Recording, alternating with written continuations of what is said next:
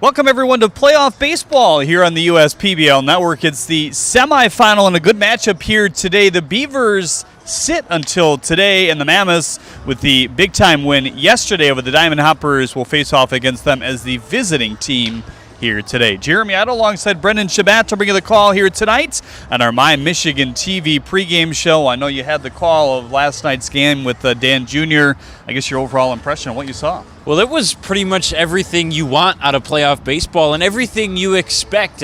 No matter where you go, whatever level, playoff baseball is about outstanding pitching performances, big-time home runs, big defensive plays. The Mammoths had a little bit of everything in there. It was a back-and-forth game. It was entertaining. Obviously, Nick Caruso down by a run in the middle innings with the grand slam behind in the count 0-2. And really kind of gave his team so much life, and it was just their day. We really can't speak enough about Colin Ledbetter with his 11 strikeouts. That was a career high. He went down in the second inning, and I thought when I first saw that, I said, that does not look good. Yeah. I don't know if he's going to be able to get back up. Originally looked like an ankle. We learned it was kind of a hyperextended knee. He's here today, said he's feeling good.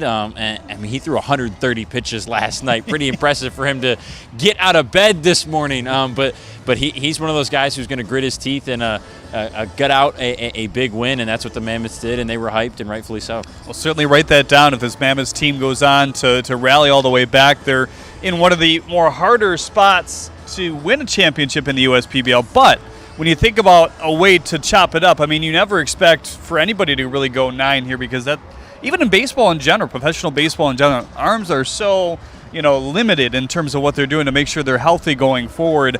But when you have a guy go 9 and 130 pitches in game 1, that makes your bullpen, feel pretty good. Right, and not only guys going 9 is really unheard of in a bunch of levels of baseball right now, but 130 pitches, that's an absurd number, and he was looking good. And we talked to Taylor Jellikowski today about the conversations he was having with Ledbetter in the later innings, 7th, 8th, and 9th, and hey, you're up at 91 pitches. Okay, now you're at 103, whatever it was. And every time Colin came back and said, "Get away from me." And it was his game to take, and boy, did he do so. Ended the game on a strikeout, and that was a fitting end because he struck out 11, and I think all but 2 batters in the Hoppers lineup.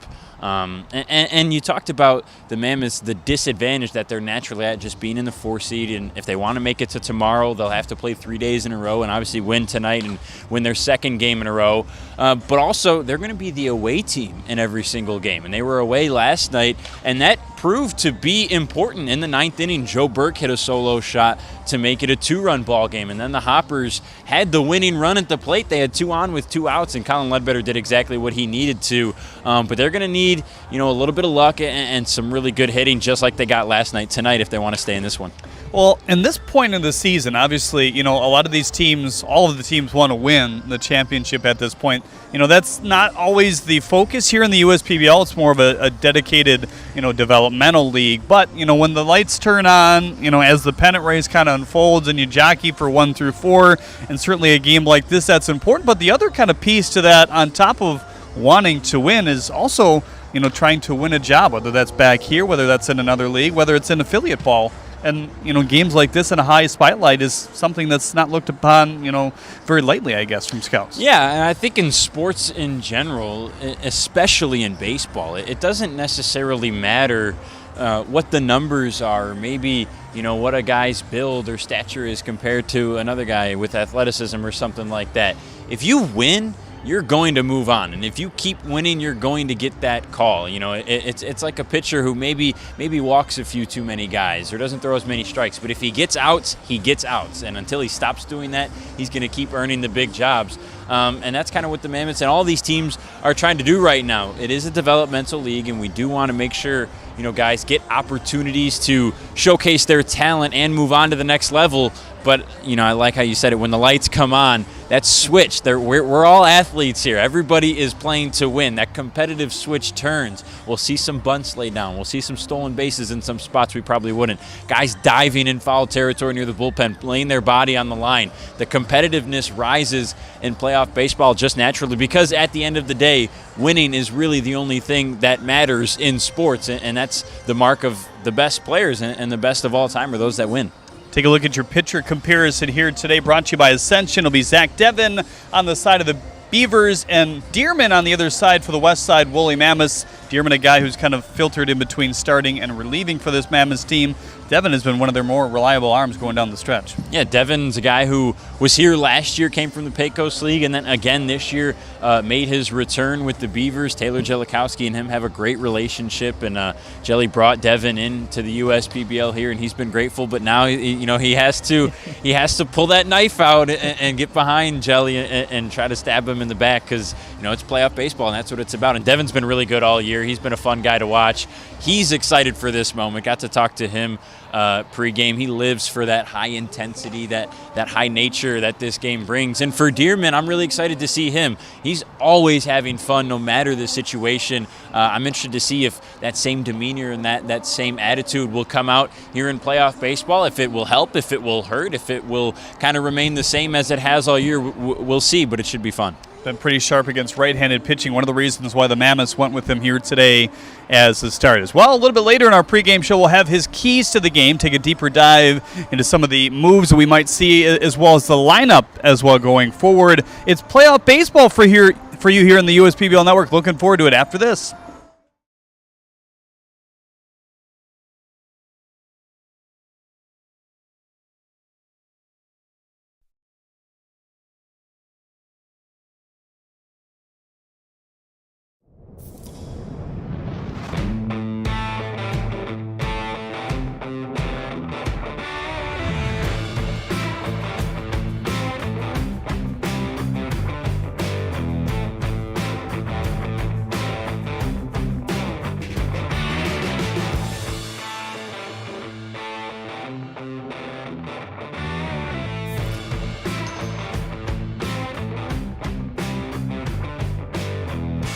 How do these business owners find the time for peace of mind? Because they rely on Tryon to handle difficult and time-consuming HR tasks like payroll, benefits administration, and more. Working with Tryon, one of the nation's top professional employer organizations, provides access to top-tier health care and employee benefit plans and its team of attorneys and HR experts. With Tryon, you don't have to grow it alone. Visit RelyOnTryon.com. You can always rely on Tryon.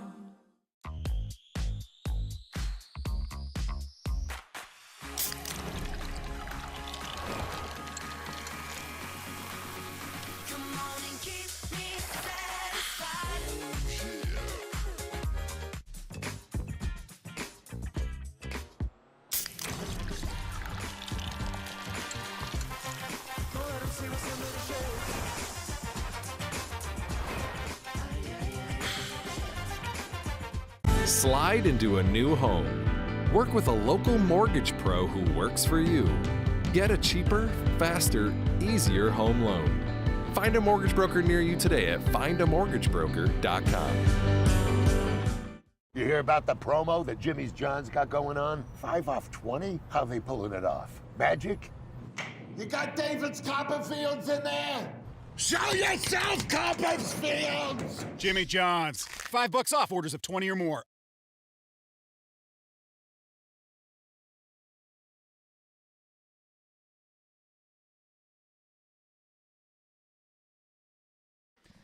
Welcome back to Jimmy John's Field, everyone. Getting ready for playoff game number 2 here today. The Beavers and the Mammoths looking to do battle. The Mammoths looking to come all the way back from the bottom seed and win the championship. One of the harder efforts to do here in the USPBL. We've already talked about some things that have lined up their way. We'll see if that continues here today. This broadcast is brought to you by the following: Ascension, Belfour Property Restoration, Budweiser, DTE Energy, Fifth Third Bank, Jarbcom, Jimmy John's, Macomb Community College, McLaren Macomb, McQuaid Heating, Cooling, Plumbing, and Refrigeration, Metro Detroit Chevy Dealers, Pepsi, Scott's, and UWM. We thank all those fine partners for what they do for this league. Now time to take a peek at your starting lineup for today's game. First for the visiting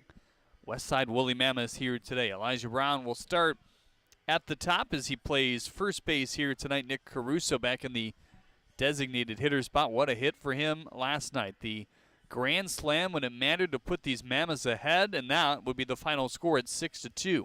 Houston Parker bats third, or 6-3. Houston Parker bats third and plays third as well. Brian Leaf in the cleanup spot as he plays in right. Connor Emmett's next after him as he plays left. Sam Loda will do the catching here today. It'll be Tanner Thomas, Mitch Morales, and Connor Bagneski at the bottom of Taylor Jellikowski's lineup here today with Christian Dearman starting in the bump.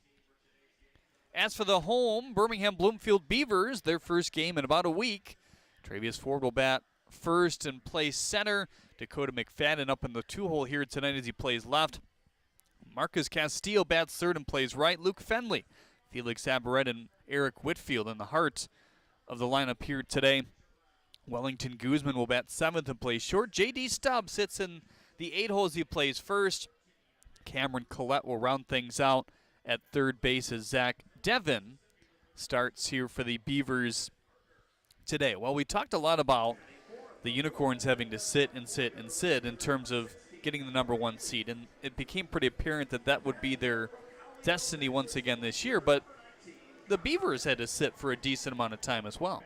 Yeah, I think that's the big storyline to start this game. Is it's kind of the two opposite sides of the same coin for these lineups. The Mammoths had an emotional night last night. It was a roller coaster game. They had a big offensive night with 12 hits, including a grand slam. You know, even though they win that, that's a draining night for your lineup. And they come back out with the exact same lineup today, both defensively and in the order 1 through 9. So I'm interested to see if they still if that energy carries over, if they're maybe a little bit lackluster. And on the other side for these Beavers, they've had so much rest. Is the live ABs, are they going to be a little behind on some of these pitches? They haven't seen some of them in a while. They've had the longest break that they've had all season long. Obviously, they were probably trying to replicate live at-bats in practice and whatnot. But are they going to take a couple innings to adjust, or are they going to be ready with that rest to come right out of the gate? It should be fun to watch. I think we'll get a sense early through the first inning or two what we can expect in this game. The Beavers and the Mammoths getting ready to do battle here today in the USPBL Network. First pitch, short, will come up shortly here. Stay with us.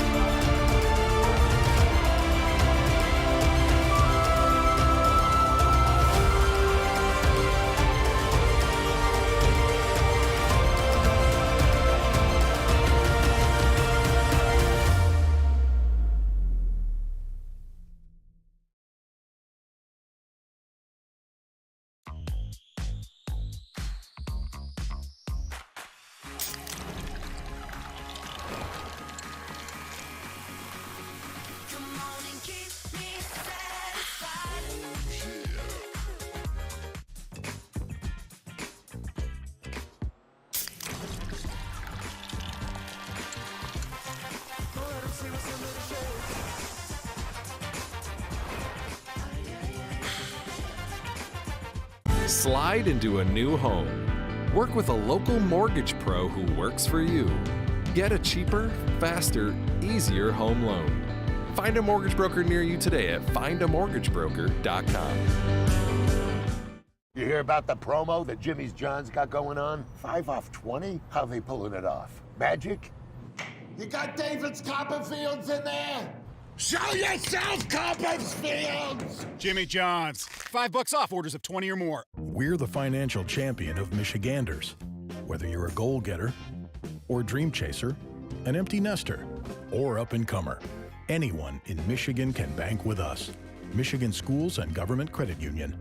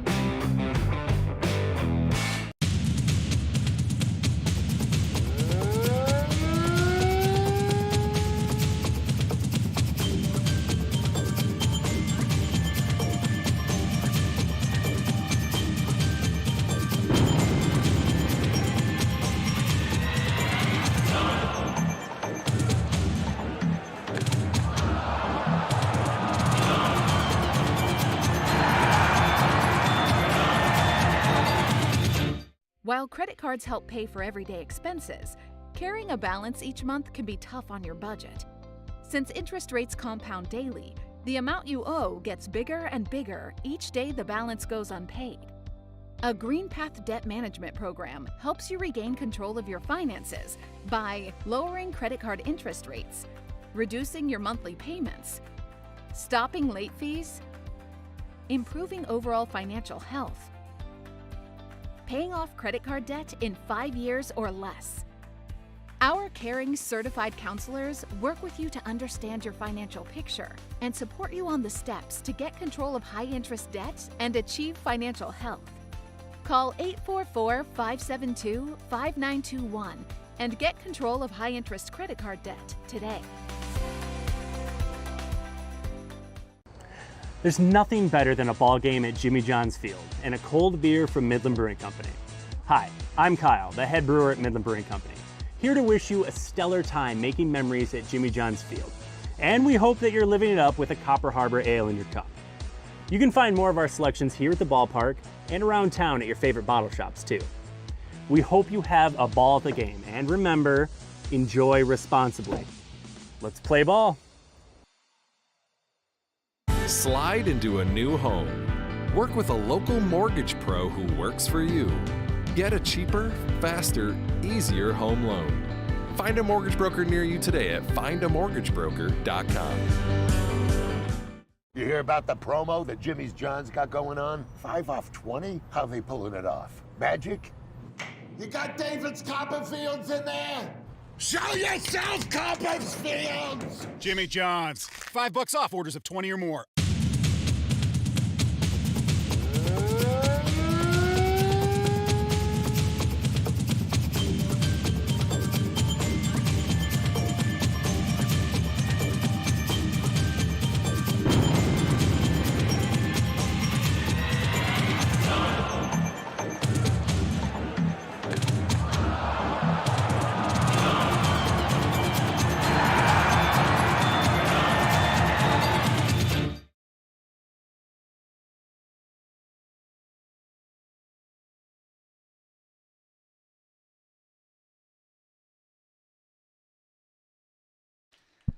Welcome back, everyone, to Jimmy John's Field, getting ready for Mammoths and Beavers here today in the USPBL Championship Series weekend.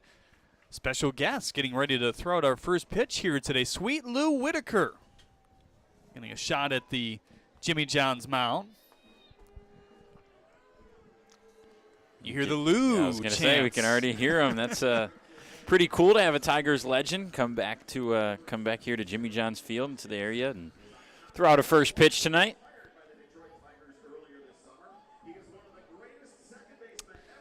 Had his number retired just a couple weeks ago down at Comerica Park. Big cheer for him, and he's a guy who some think should be in the Hall of Fame. I think I'm up there with a lot of those sympathizers. The career he had is pretty amazing. I think a lot are there to say, hey, it makes sense. If Tram's in, put Lou in too. I think that's kind of where the Tigers were too in terms of retiring the numbers. Yep. Trammell back in 2018 and his longtime double play partner here in 2022 as well. Take a look at some numbers heading into today. And it kind of changes, and, you know, numbers at this point can be a bit misleading because you have players come in and out and cut and, you know, new guys bolstering rosters at this point. These rosters have remained the same for most of these teams kind of down the stretch the last month and a half with a few substitutions when they really had to. Home runs, kind of the interesting story there for the Mammoths, and that's a big story for the Unicorns as well. I think the number is 49 for them coming into tomorrow, but what cracks, I guess, in a game like this when you look at those, I guess? Yeah, playoff baseball can really, the results of games can be decided on the big swings. And you see the Mammoths, despite being 10 games below 500, and if you were just following all season long, just watching and not keeping track, you probably think the Beavers were leading in home runs with guys like Dakota McFadden and Marcos Castillo. But it's the Mammoths who lead in slugging and total home runs. That can definitely play a factor here in the postseason when you're down to just one game. There's quite a few Beavers fans chiming in the chat section of things. From all over the country. We got North Carolina, Las Vegas. I believe I saw Chico, California. It's fun to see all the comments and where you're watching from all season long. Back in 2020 when hardly anybody could come to the game, we kind of kept a map on the screen. And we hit most states, I can't remember, 10-ish countries as well. We had routine watchers from out of the country. Just something to do, I guess. You're sitting inside. I mean, at that time of year, if you were able to find sports somewhere that could be consumed electronically from home, some people would do that. And we were the only show in town for a minute there, with Major League Baseball heavily delaying. First pitch of the ball game, a breaking ball at 7:08 p.m. Dips in for strike one. Elijah Brown, Nick Caruso, Houston Parker at the top of Taylor Delikowski's lineup here tonight. 0-1, another curveball, pounds inside. 1-1 now.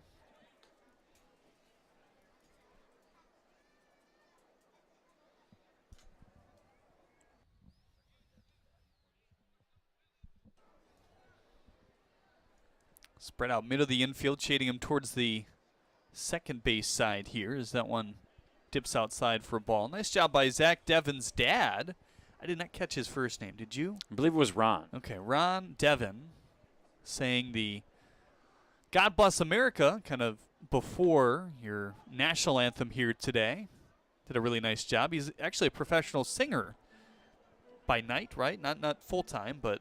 No, I asked. Or is it full-time? I asked Zach if that's what he's done. He said he's done it for 40 years. You can hire Ron if you'd like for private parties. He also plays guitar and stuff, and pretty cool. We had a good friend of Nick Caruso, one of his best friends, sang God Bless America before the anthem yesterday, and Devin's dad gets to sing it today. Pretty good stuff. Both beautiful renditions. Do you have any musical talents that Not at all. hiding? No, none. I have no rhythm. I have no singing voice. I can't play an instrument. I have wanted to learn how to play guitar, but time constraints have limited my ability to do that. 2-2 swing and a miss. Nice battle there with Elijah Brown. Kind of screwed him into the ground for out number one here in the first inning. Check defense. Behind Zach Devin, brought to you by Three Dimensional Services Group. Prototype production proven. It's McFadden in left, Ford in center, Castillo out in right, Collette and Stubbs on the corners, Fenley and Guzman, your double play combination tonight. Felix Aberretz catching the tosses from Devin to begin this one.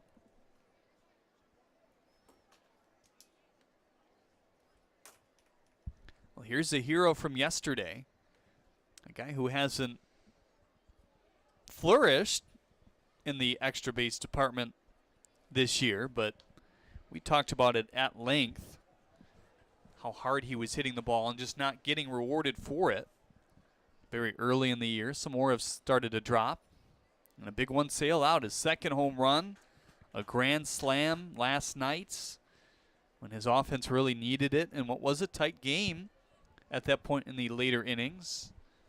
Yeah, in that spot, you expect a player like Caruso to come up big, maybe with a double, roped out to the gap or down one of the lines to score a couple of runs and maybe take the lead, but, really hasn't shown any power. I was joking with him when I ran into him pregame today. I said, you're not a power hitter, right? And because he had his first home run of the year just a couple games ago. But, yeah, he said his two-strike approach, which we're about to see right here, has been the most successful approach for him at the plate. He said that all year long, from when he started to originally turn it around after a slow start to now he's starting to hit with a little bit of pop in the bat. That's when he's been his best, kind of takes away the stride, chokes up on the bat. That was something he noted since he started choking up. He hit his 2 home runs this year.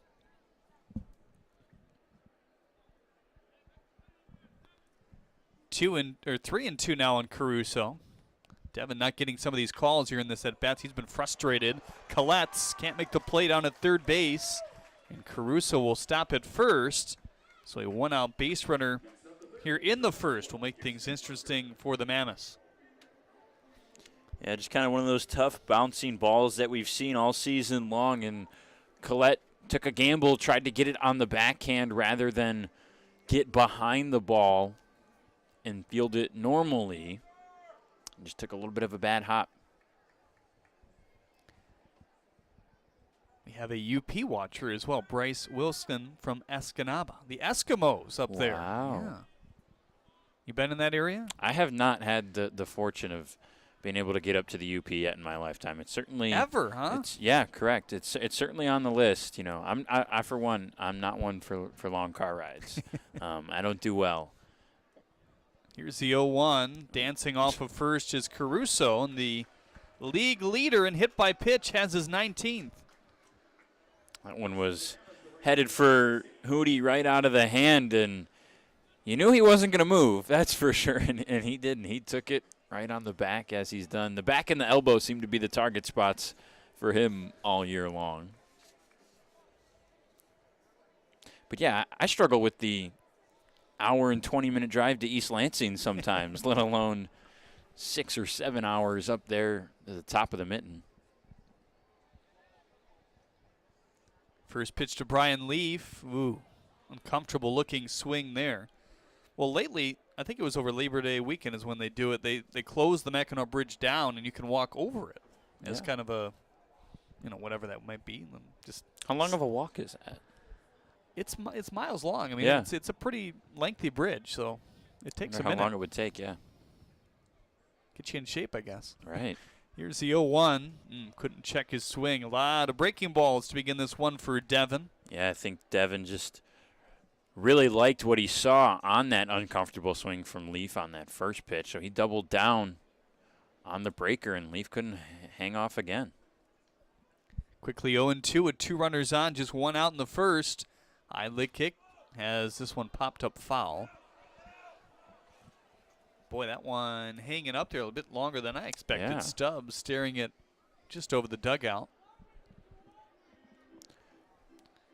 See if we see Devin try to sneak a fastball past Leaf here. He's kept them all off speed in the mid-70s. That last one got up to 80. That was with the changeup.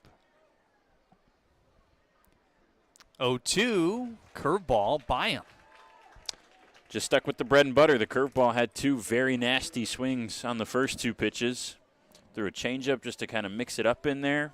I think that changeup's probably a setup pitch anyways for Devin, not necessarily trying to get the strikeout on that pitch, and just comes right back with the curve. Coming into today, he had thrown that slider more than the curveball, but most of these breaking balls looked like curves just from, their looping nature and velocity as well.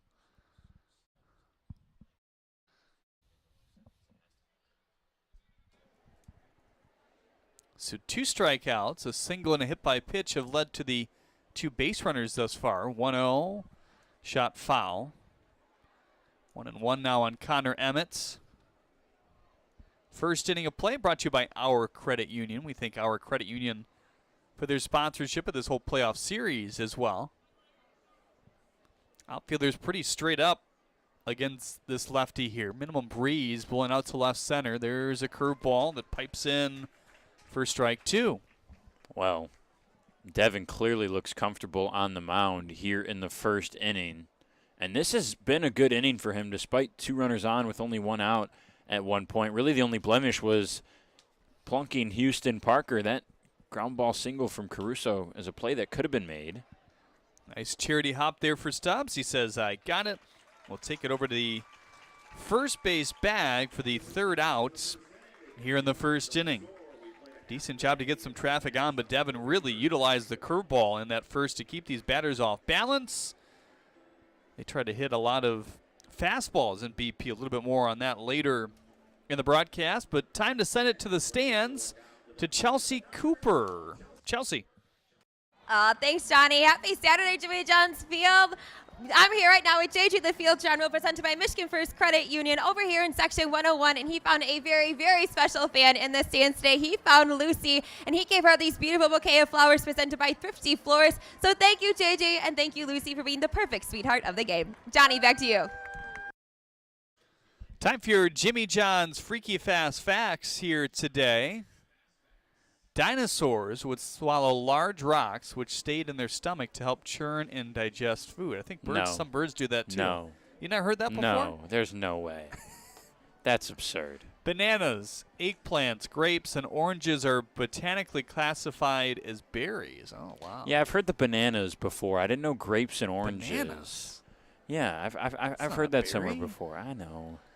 Number 3, astronauts actually get taller when in space. Yeah, it's some physics, hoopla, whatever. I was very bad at physics. Same. That was not my strength, I can tell you that. I just know that, what's the whole, it expands in the heat, contracts in the cold, just regular inanimate objects as well as human beings, Yes. If you feel a little more plump in the summer, blame it on the heat.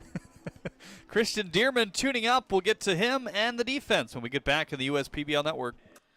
You hear about the promo that Jimmy's John's got going on? 5 off 20? How they pulling it off? Magic?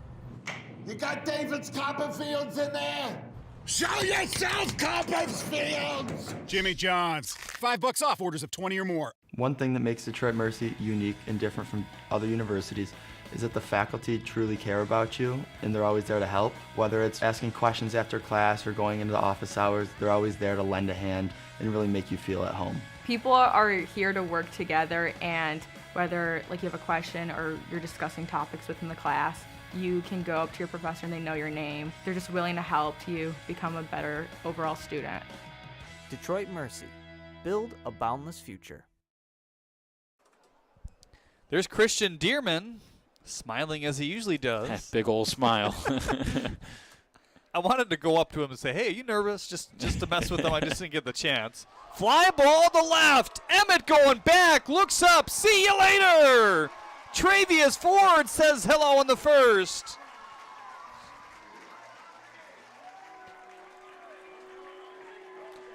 That didn't take long.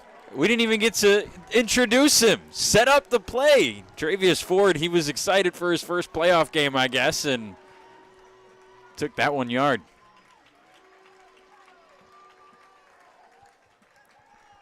Second home run of the year for Travius. None bigger here today. Just his 5th RBI. They're trying to dig out the baseball right there. Oh, that young lady has it. Very nice. Boy, did he hop on that ball in a hurry. His eyes lit up when he saw that pitch. Dearman's not a guy who will, blow past you with the velocity. He tends to sit mid-80s up to 87 with the fastball, that kind of sidearm delivery, and some hitters are really comfortable with that. Tried to barehand that ball as his hat flips off. It pounds its way into center field. 2 hard hit balls, so Ford and McFadden are aboard to begin this first inning. Boy, we talked about not being able to hit for a week. Throw that away, huh? I guess, yeah. I said it. We'd find out early in this game, what we can expect. And the Beavers look ready. They look excited to come hit. They're running up to the plate. I always hear Dan Dickerson and Jim Price, our local radio broadcasters for the Tigers, and Jim Price always says it's not a good thing to be an opposing pitcher and see, the hitters run to the plate. That means they're excited to get up there, and that's what the Beavers are doing right now. Castillo swings and misses on the 1-1 fastball that cut in on the hands that time. No reason to panic yet, though, if you're the Mammoths. Jelly said he's got a guy he trusts on the mound and a guy who's been really good against righties as of lately, and there's only one lefty in this lineup for the Beavers. And ultimately, we talked about it before the game. Look, that's the perfect scenario they could be in terms of the bullpen here today. And we've seen slugfests in playoff games like this before in the last few years. Another dumper in.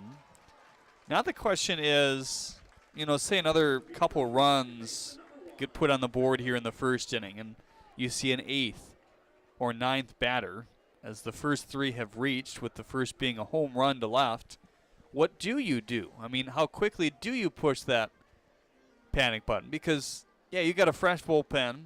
You know that you could, knock around some balls yourself, but you also don't want to get it too far of a lead.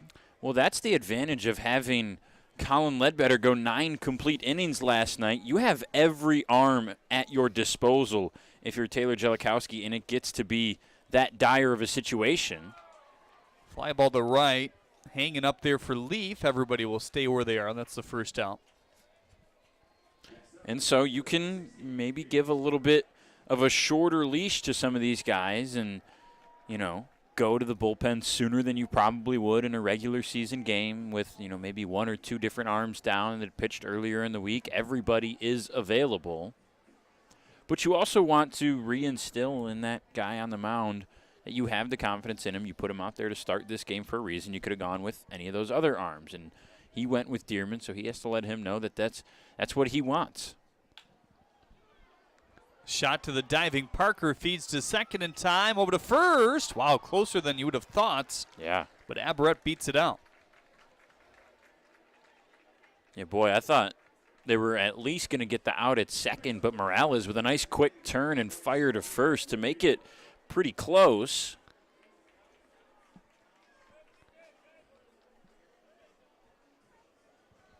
So McFadden on third, Aberrett on first with the fielder's choice. And here's Eric Whitfield now, hitting .242 this year.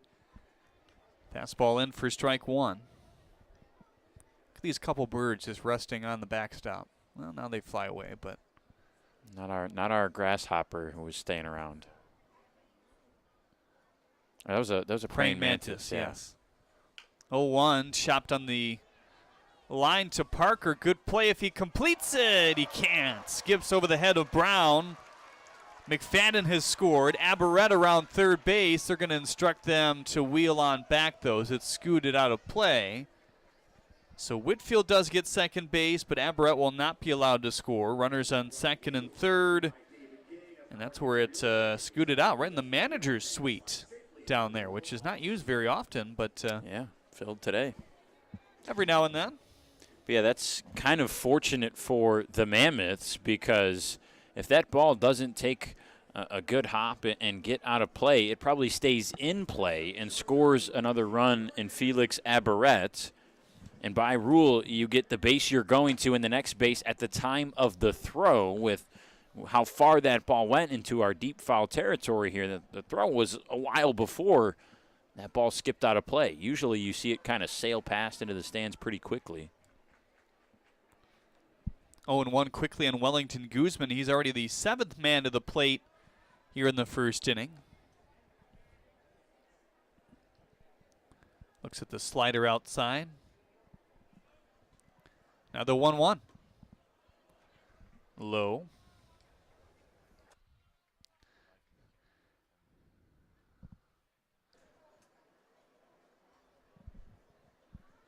Here's the 2-1. Whittled at the plate there. 2-2 now on Wellington.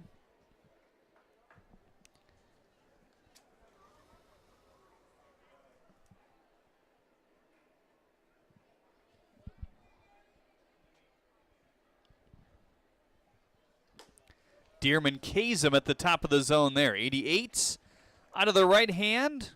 A home run, a single, and a single. The first 3 men reach here in the first. 2 runs do score. 2-0 Beavers.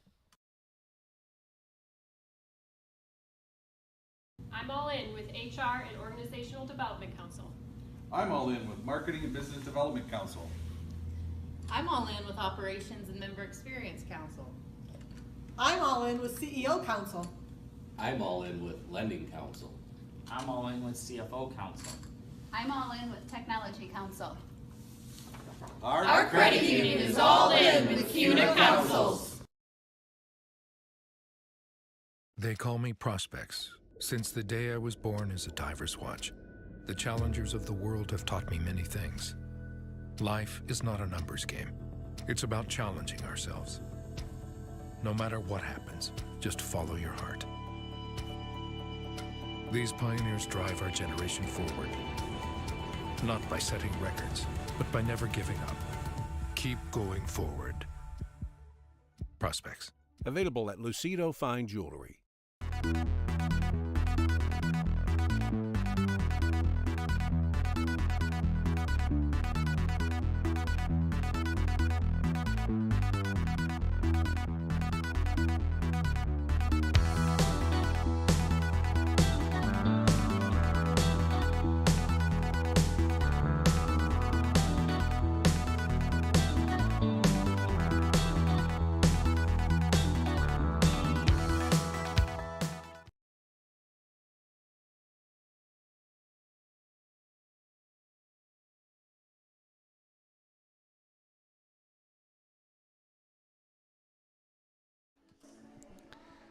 Zach Devin back on for his second inning of work.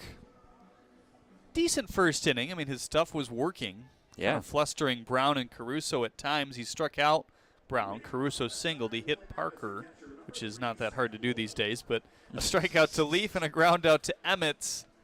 And what was a pretty good first inning. Maybe a few more pitches than he would have liked, but the Beavers have a little bit of a luxury of resting some of these arms as well, and they have some guys out of the pen that didn't start that way, one being Trevor Jackson at the beginning of the year. Curveball away.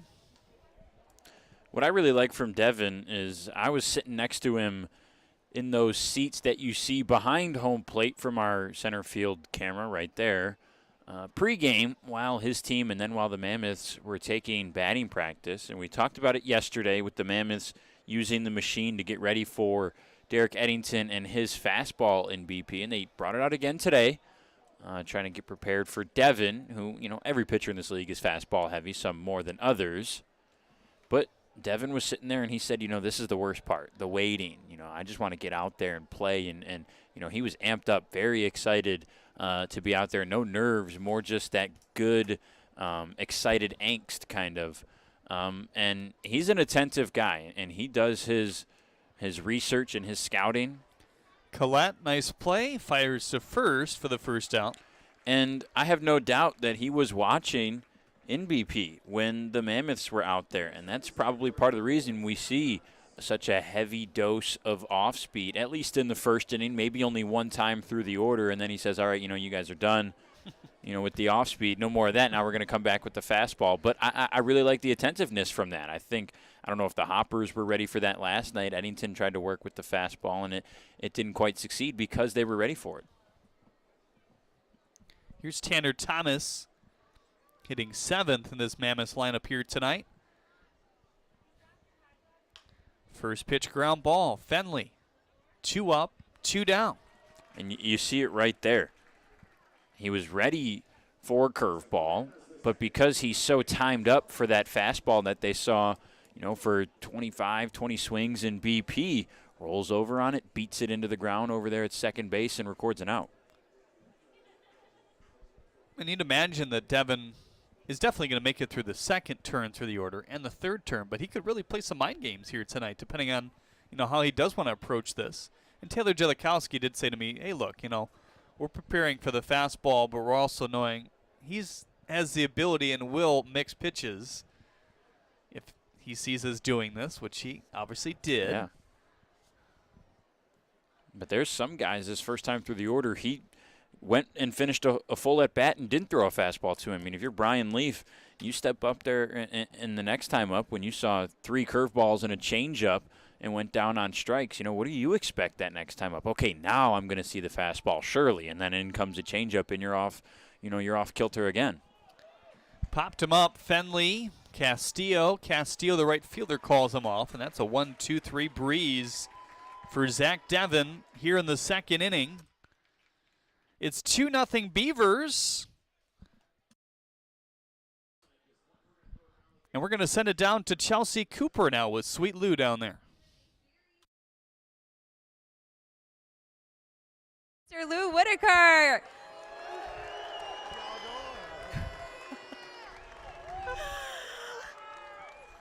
I love it. Lou, we are so appreciative. I'm glad that you're here with us tonight at Jimmy John's Field. But you know, you spent 3 years in the minors and you were the MVP in the Florida State League in 1976. So I gotta ask you, what advice would you give to these young professionals who are working the daily grind to try to make it to the big leagues? Well, you said it is a grind. So my thing is always enjoy the game, go out, have fun, play hard, and be a sportsman. Guys, did you hear that? Great advice, great advice. All right, it has been a really fun and interesting summer for you. You got to come back to Detroit here. You were honored by your local team and local fans. So tell me, what was it like for that experience and what did it mean to you as being a former player? Well, it's always great to be with guys that I've played my years with, just playing in the minor leagues. But you know, the ultimate now, when you look out in Comerica Park and you see Whitaker up there with Trammell, Morris, Kaline, Gehringer, you know, Horton, it's amazing. You know, it's a great honor. And I'm just so happy that when I came here to play, I gave Detroit, the fans, everything that they wanted to see. Hard play, hard work, dedication, love for the game, World Series championship. What more can we ask for? Guys, give it up for Lou Whitaker.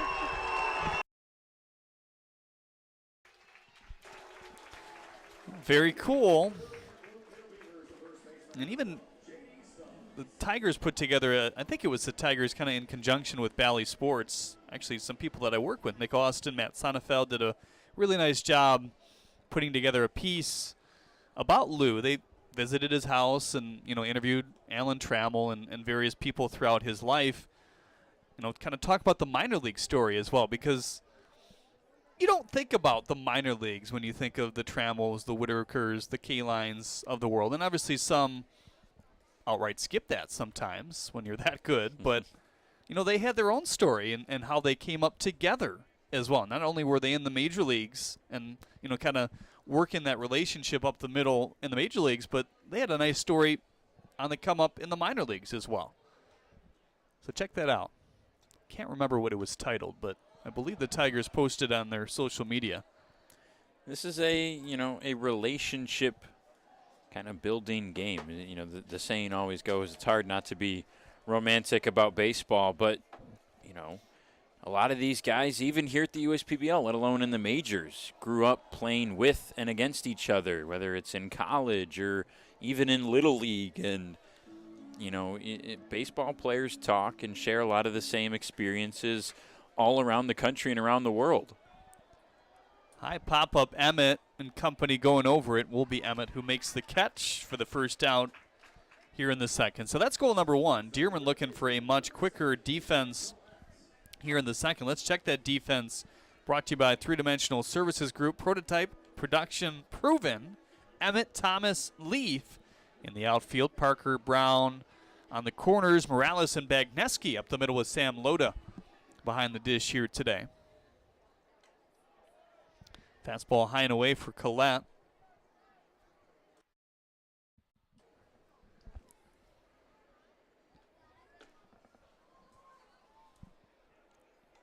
Collette, the bottom of the order for the Beavers.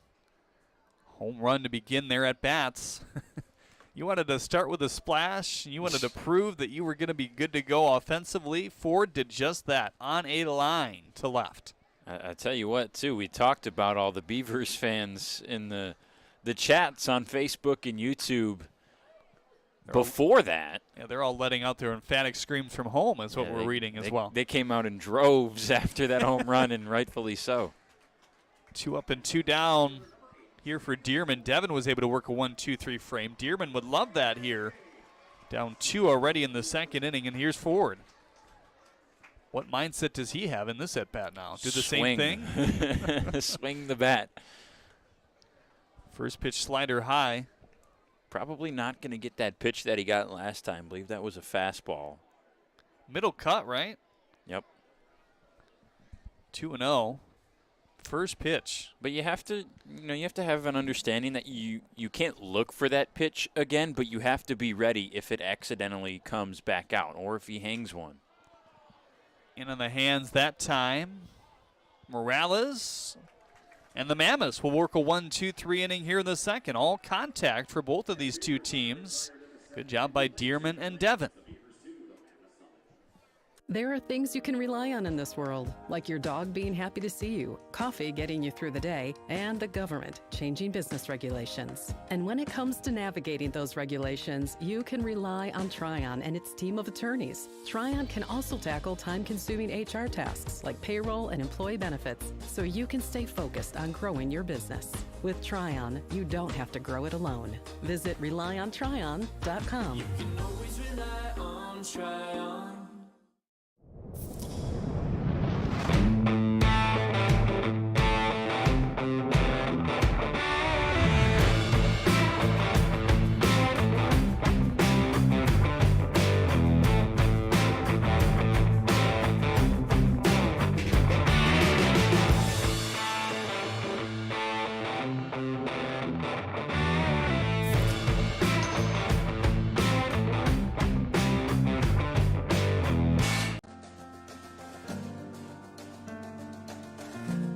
We joined Green Path and instantly felt a support around us. They developed a plan on paper, and this is how we're going to do it. The plan that they gave me was something that was sustainable. It was something I could do. It was actually lowering my payments monthly by hundreds of dollars. Choosing Green Path is a no-brainer.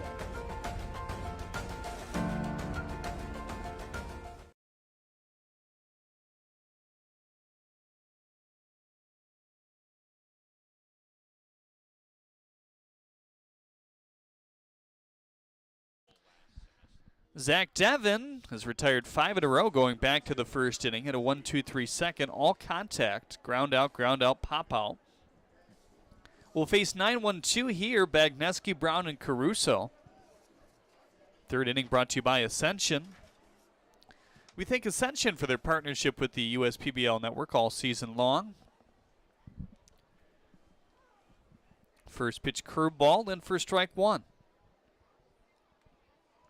So what will he do the second time around when it comes to these batters? We'll find out the next batter. 0-1 fastball high. We saw a heavy breaking ball in the first. Just ditched it a little bit in the second. Now it's his hand here in the third. Straight up defense. The infielder's kind of shaded to the right with his lefty at the plate. Here's the 1-on. Punch to left. That might be in no man's land. It sure is. Floats in front of McFadden to break that 5-batter streak. You still have to be confident in what Devin's doing on the mound right now. He hasn't had a hard hit ball yet. He's had the two base hits he's given up, are ones that on maybe a different day could be an out. Obviously the not infield single, but one past Collette at third base. It just kind of took a bad hop. Maybe someone gets a better jump on that one in no man's land, or it scoots foul next time and he records the out after that. You have to be confident with what he's doing right now. Here's the top of the order, and Elijah Brown. He struck out back in the first. Heavy dose of curveballs. He sees one on the first pitch here for ball one. There's been some very close misses here today by Devin, especially in that first inning. A couple questionable calls that were called balls. Yeah, he's painting the corners pretty well right now. That one right at the knees. That the slider looked like, which coming into this game he had thrown more than the curveball. And there's a clear discrepancy in terms of miles an hour on those two pitches. So it's not like there's a lot of mix-ups. 1-1. Another slider in on the hands, punched it foul.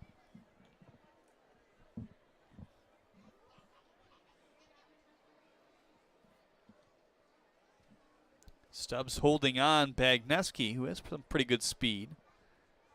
That 9-1 punch for Taylor Jellikowski here tonight. K'd him there on the outside corner, and Brown is flustered. He thought that one was a ball on the exterior.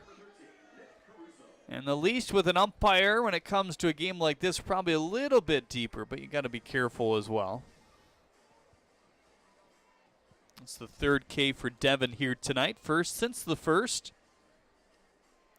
Yeah, that one's pretty close. I think I kind of got to agree with Brown there looking at the replay. Maybe a makeup call. Never know.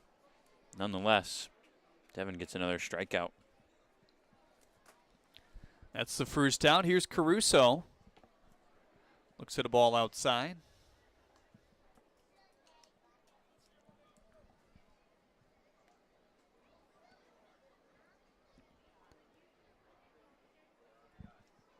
Caruso more of a fly ball hitter, but does draw a decent amount of ground balls.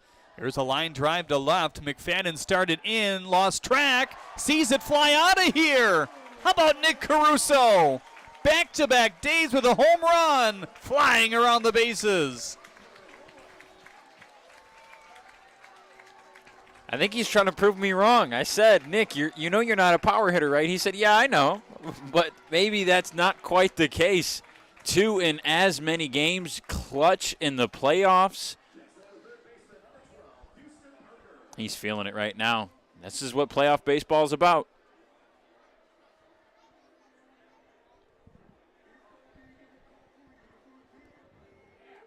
Here's Houston Parker now. Leveled at 2 apiece. Who knew the home runs would come up this big in these games? First pitch slider dips in for strike 1.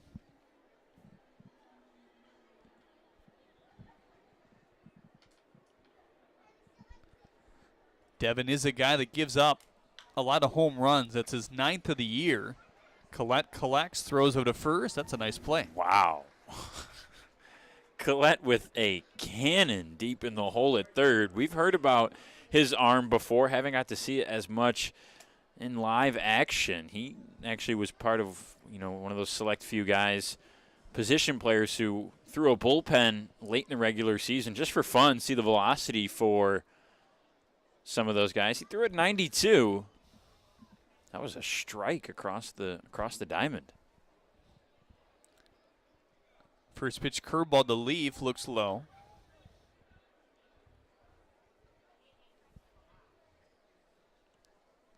Brian Leaf, the right fielder, struck out back in the first inning.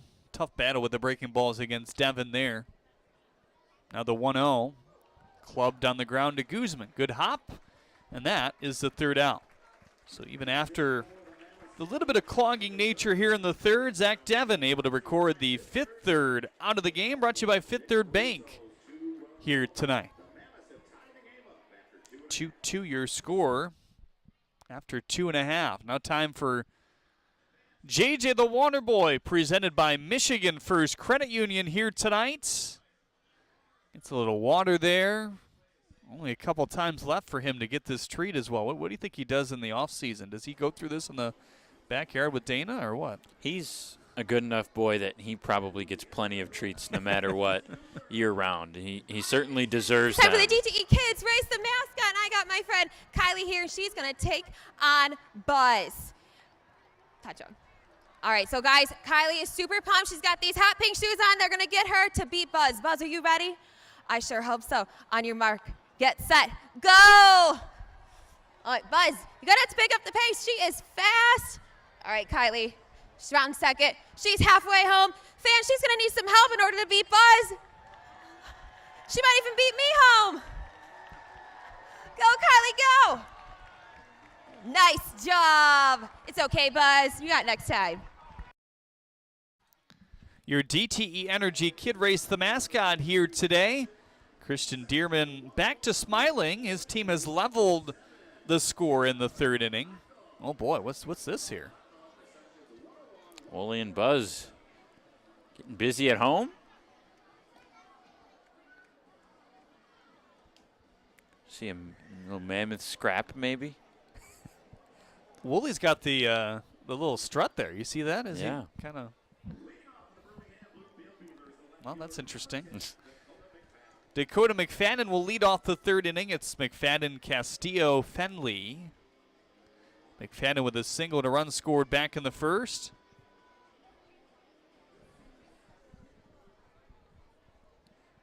Righty on righty matchup. McFadden just kind of chopped it up the middle his first time. Dearman tried to barehand it. Isn't a guy that I would want to barehand it against. Probably not one of his harder hit balls, but nonetheless, Bagneski has himself a tough play and can't make up for it. Yeah, that's a tough one to get behind, and you have to charge it. It's hit soft enough, and McFadden has enough speed to make it a tough play at first, and I think Bagneski just rushed it a little bit to kind of a bad hop out of his glove.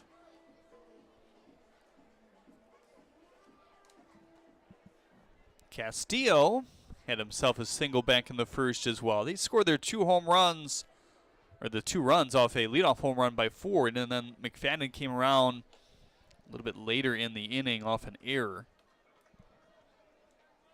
Couple base error that ended up squirting down the first base line into the manager's suite out of play down there, just to the right of the dugout. Slider away, 1-1.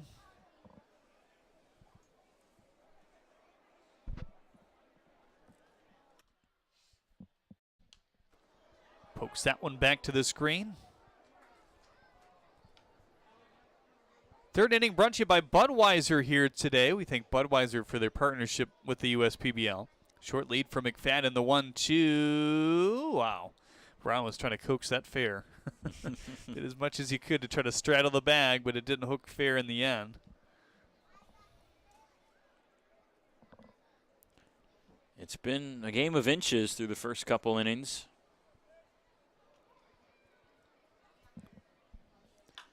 Slider, 8 up Parker, still able to feed it to second in time. To first, got him. That's a nice job all the way around. Very well turned 5-4-3 double play there. Morales gets that turn and plant and throw pretty quickly over there at second base. But we talked about it's a game of inches, Bagneski for the Mammoths gets on last half inning with the little bloop single. That maybe it hangs up any higher. That's caught for an out, and this is still a Beavers lead, but instead the Caruso home run ties it. There's only been a few base runners for these Mammoths, but they're still right in this game. Dearman delivers the fastball outside in for strike 1.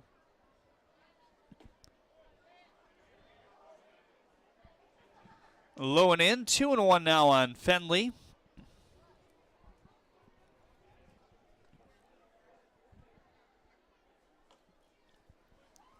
Dearman has slowed it down a tad since his first appearance. Everybody was kind of shell-shocked how quickly he delivered the ball, but it's still very fast.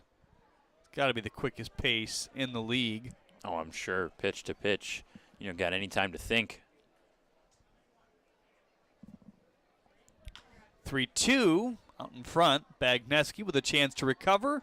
And he can, as Brown will stretch out and not be able to get that one. Loda down the line to save an extra base. Finley's got good speed. Bagneski knew he had to get rid of that ball quickly and rushed the throw just a bit. Didn't quite line it up. Threw it a little to the left of Brown. Made it a tough play for him.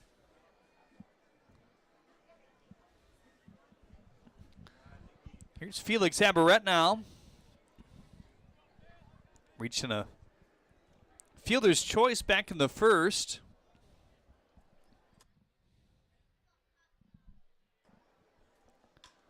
Poke to right in front of Leaf. Fenley will stop at seconds as Leaf got to that pretty quickly. Here's Eric Whitfield now. Good chance for the Beavers to extend this inning, try to bring back the lead. 7 combined hits in this game thus far through 2 2/3. Yeah, the best teams that are going to be the most successful are those that can hit with 2 outs and runners on. We saw the Hoppers do it last night, trailing in the middle innings. They had 3 consecutive hits with 2 outs to retake the lead. It wouldn't stand for long before the Caruso grand slam, but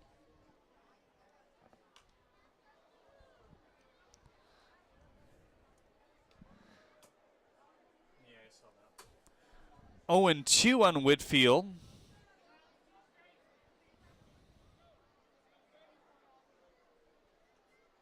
Oh, hacking for his life. He does stay alive. It's one of those ones you're ready to swing no matter what before that pitch is delivered. You've made up your mind. Trying to finish him off. The 0-2 goes a little further on the exterior with the take in the end, though. What a beautiful night it's turned out to be here today. Very muggy in the area earlier, but that has kind of gone away. A little bit of rain has come and gone. 1-2, fly ball to left. Balls are carrying. Look out. Back towards the light tower. That is gone! Dearman slams his glove. The third home run today. The Mammoths in disbelief.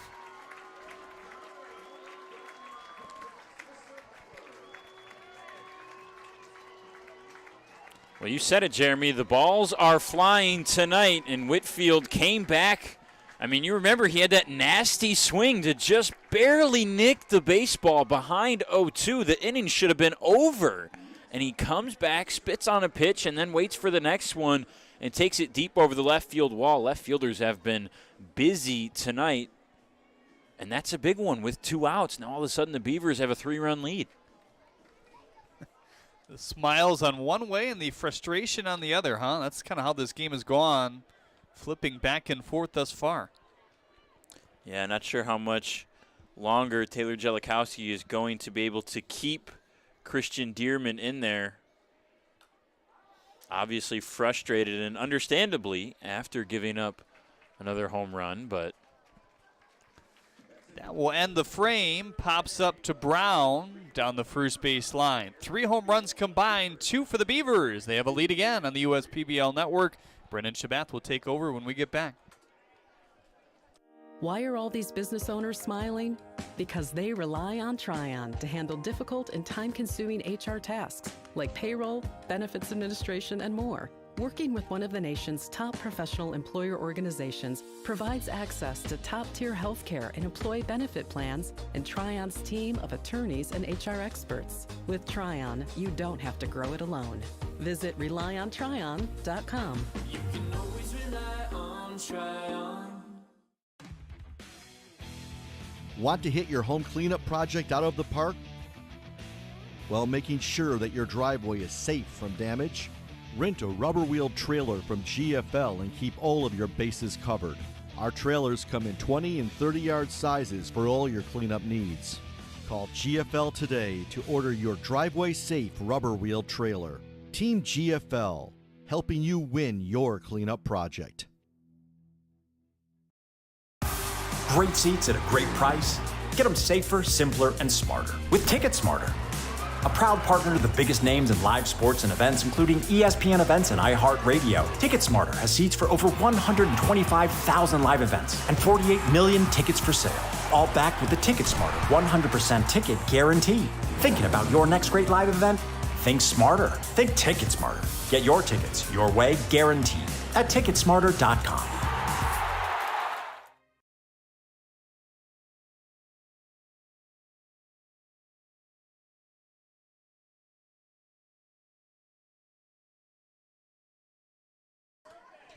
Back here at the ballpark for the 4th inning. It's already been a very entertaining game through 3. It's 5-2 Beavers. We've had a trio of home runs, 2 on the Beavers side, 1 on the Mammoths. It was Caruso with a 2-run shot last inning, plating Bagneski and himself to tie the game. But just before the break, Eric Whitfield with 2 outs and behind in the count, a ball and 2 strikes, took one deep over the left field wall for 3 runs. The starter, Zach Devon, still on the mound. It's been heavy dose of off-speed. Emmett puts this one just over the reach of Luke Fenley into right for a leadoff knock.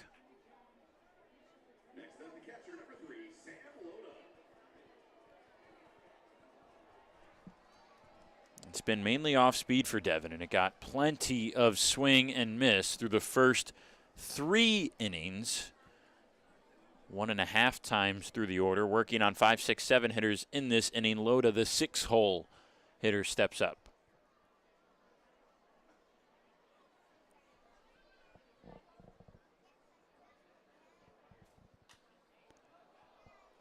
First pitch is foul. That's a long run for Stubbs. He won't be able to get over there. Loda, in a big night last night for the Mammoths, was the only player in the orange and blue to not record a hit. Was 0 for 5 with the golden sombrero. 4 strikeouts. Just a tough day at the plate for him. 0 for 1 with a ground out tonight so far. Swing and a miss on the changeup. Makes it 0-2.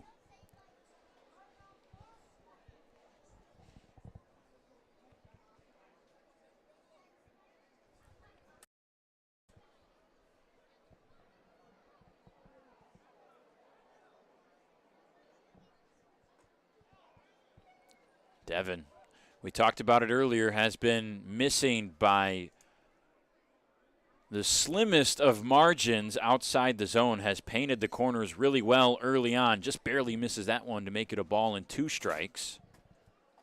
Comes back, fastball, got him for strike 3. That's what we talked about. Just waiting for Devin to bring back the fastball and in a 1-2 count. He got Loda to watch that one for his 4th K.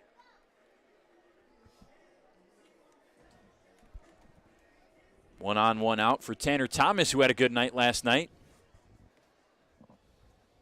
3 for 5 with an RBI.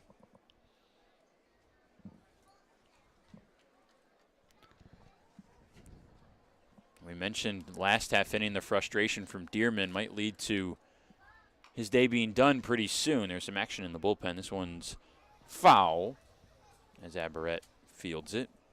Couldn't get a great look at who that was. Might have been Jack Parisi. Believe so. Yep.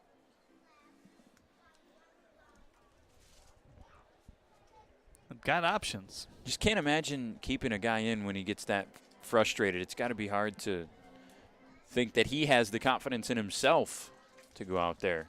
And in Dearman's defense, there were 2 errors at shortstop in that half inning alone. Only one of those errors left one of those runs on base. The first error came prior to a double play that negated it. Just thinking about that home run, those balls normally don't go out in that area, this ballpark. Yeah, that's that a deep high. spot. 0-1 to Thomas is low. I mean, you can picture some of those line drive home runs. We've even seen, I don't know if you have this year, but I remember in the last couple of years, even a couple balls off the light tower out there, which... Buddy Dwayne hit one there this year. Yeah. Early in the season.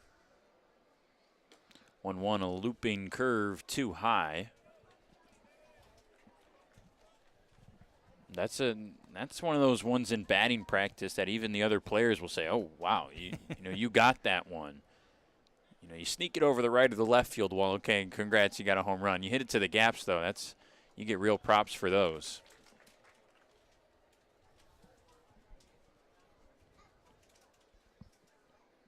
Has anybody ever hit the shed out there behind the light tower in a game? Leaf did in batting practice, I think his first day here. I saw someone do it in batting practice earlier this year. I haven't seen it in a game yet. Yeah, I don't remember in a game that happening. 2-2 on Thomas. Fights that one off. But yeah, the same reaction. Wow, that's a shot. He hits it hard. That was the exact, kind of oohs and ahs that I saw down there when that happened. The wind is blowing today, and that was a factor last night, or we should say a non-factor. There was no wind. We had a couple warning track shots that probably would have been aided if there was any wind last night. This one's on the ground at second, and a bad hop for Fenley. Tried to barehand it. Staying on his horse was Emmett, so he gets to third. It's runners on the corners with only 1 down. Could have been an inning-ending double play. Yeah, that was a good read by Emmett as well. You could tell he anticipated maybe that play wouldn't work out, and as soon as he saw it did squirt free enough, was in stride off the bag as he hit second and headed to third quite easily. That's potentially a big run down there at third base. They go on the board with a hit, a gnarly hop for Fenley. All he could do was try to barehand it, and that was his only option, and it was unsuccessful. Good spot for Morales to try to cut this deficit. Swings at the first pitch, down the line, fair ball. Past Collette, Emmett is going to score. On his horses, Thomas around third. He'll be waved as they have to dig it out of the corner. Tanner Thomas scores standing up. It's now just a one-run ball game. Well, the emotions in this game, you notice two things. Kind of watching Taylor Delikowski in the corner of my eye on the third base line. He was hopping up and down. He realized he was going to send Emmett home right away, obviously. Then, that anticipation, and the flail started to go. Yeah, you're coming home. Won't show it now. He's just Joe Cool down there right now. But and then the second, phase of that as well. As soon as Tanner Thomas crossed the plate, you could hear the yell out of him, the emotion. It's been an emotional 24 hours so far for the Mammoths. Maybe 25 or 6 now, all the way from last night until tonight. A back-and-forth game. And last night's affair with the Hoppers, number 4 versus number 3, the Mammoths were able to conquer that one 6-4, and it's been a back-and-forth affair here. Number 4 versus number 2, the Mammoths trying to do the unthinkable, make it to the championship game and give the Unicorns a run for their money as the lowest seed. Bagneski on the 1-1. He puts that one in play on the right field line.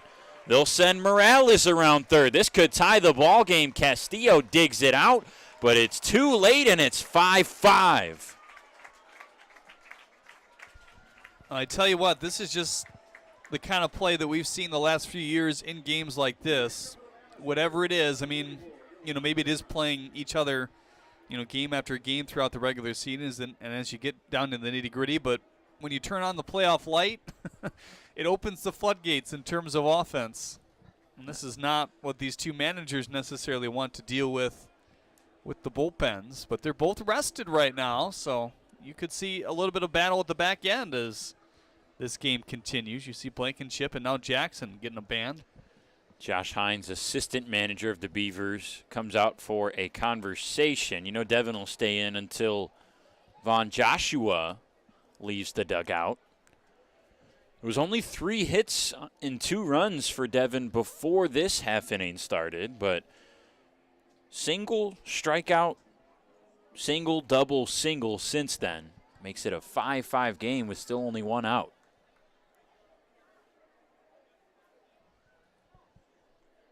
Top of the order steps up as well with Elijah Brown. He's 0 for 2, both strikeouts tonight. Devin has had his number. He could really use a repeat right here. Wouldn't hold it past him to rip it in the outfield, though. Try to tie up this game. Got some speed on first base. Brown's a guy who's hard to face 3 times in a row and get out all 3 of those times. The speed for the Mammoths killed last night. Brown had a stolen base. There goes Bagneski on the pitch. Aberrett, the throw down is to the right of the bag, and Guzman didn't even grab it anyways. We've talked about throughout the year and throughout the years as well, how teams generally don't have signs here for a variety of reasons outside of pitcher to catcher, or the other way around. And that's not the case for the Mammoths here. They didn't have a chance to talk to the Beavers, but I'm guessing that's the same. It's the players kind of deciding where they're going. Will they have a conversation in a tight game? Probably, but it's probably still Bagneski's decision right there. 2-0, Brown in a good count. Jumped on the changeup, but foul. And there's just certain guys. This guy at the plate is one of them. Even the anticipation isn't enough to throw them out. We've seen a few more pitch outs as years gone on. We'll see if we'll see it here today as well. That one's wide with the changeup. Brown 1 for 5 last night with a couple of runs scored. Did work a walk.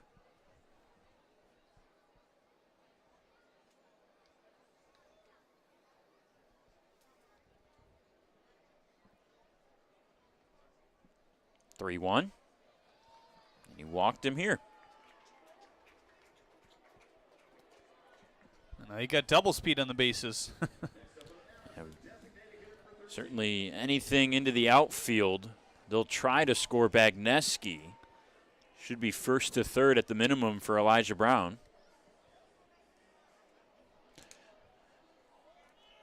Kind of don't have to worry at the current moment about the runners with this guy at the plate. If you're Taylor Jellikowski, just hoping he just hits it over the fence again, huh? He just might. Look out.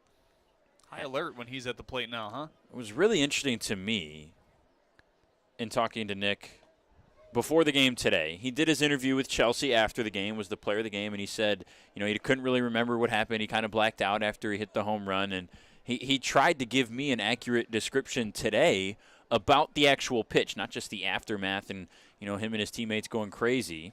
As that one's inside, back-to-back pitches, 2-0. He said all he could see, it felt like slow motion, and he could see the baseball with like a black sky behind it, and that was it. That was all he remembered. And then he swung at it, and after that he looked at the dugout, and he doesn't even remember what he saw. And it's always interesting to hear, you know, other athletes have talked about that. It feels like in those big moments sometimes, you know, time slows down. It feels like, you know, it's like that movie, you know, everything stops and you hear the heartbeat, you know, classic movie scene. And I thought that was really, really interesting from Nick. That's exactly what I was thinking about. You know, that sounds like a movie. Yeah. Maybe you couldn't write it better. Maybe those aren't as inaccurately portrayed as you'd think. He takes all the way on the 3-0. Devin's able to find the zone.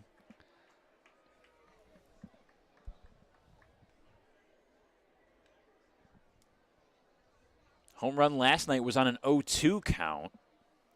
He's in a good hitter's count right here. Puts this one out into right field. Going back is Castillo. He makes the grab on the run. Both runners were off their bases, so nobody will tag. Caruso put a good swing on it the opposite way, out to the warning track, but not enough. And just the way these balls are carrying, you're going to have to take an extra beat. And, yep, that is caught. You know, you can't look down. Otherwise, you're going to see one gallop to the gap. That one was close, but good job by Castillo to cut it off. The wind kind of blowing the wrong direction for Nick on that drive.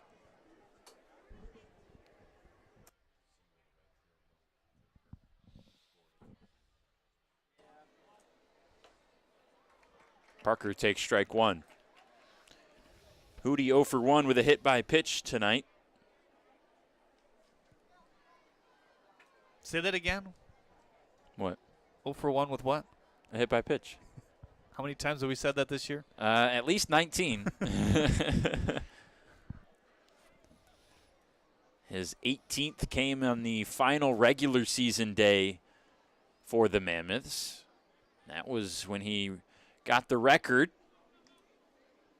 They had a funny little celebration for that. He kind of jokingly, lackadaisically raised his arms, woohoo, and they threw the ball into the dugout. I thought it was pretty funny. This is already the 8th batter in this inning as well. How about the production from the Mammoths? It's been the longest inning by 3 batters. Before this, the longest was 5. Collette will just step on third. That's pretty easy on the high chop to end the inning. 3 more runs come across. It's been a night of home runs. Here in the 4th, it's 4 singles that do damage against the Beavers. We got a tie game here at 5.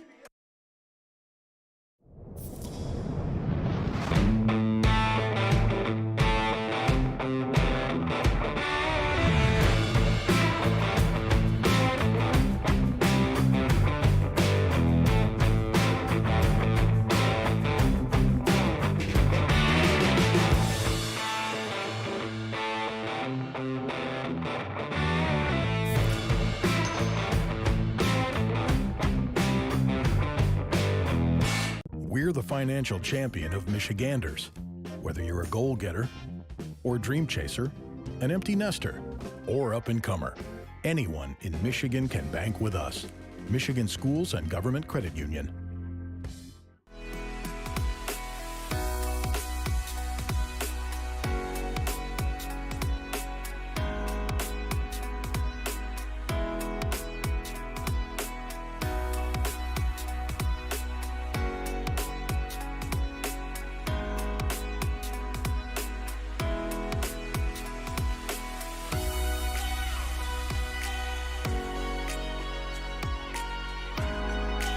Throughout your life, from big moments to ones well earned, we're your financial guardian angel.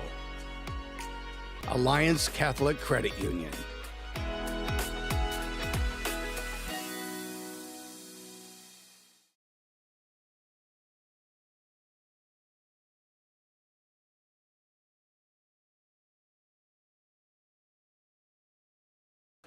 So, as we speculated, Christian Dearman is done after giving up his second home run of the game last inning, a 3-run blast to Whitfield that, for a moment, gave the Beavers a lead. Dearman's offense picked him up in the top half of this 4th inning with 3 runs of their own to keep us knotted at 5 here, so it'll be Jack Parisi in the bottom of the 4th for the Mammoths. Kind of a small sample size for him, one of the newer guys to this team, but pitching in a high leverage situation here, so that shows some trust. 4.26 ERA for Jack in 19 innings. He got here really late in the year. I believe it was mid or early August.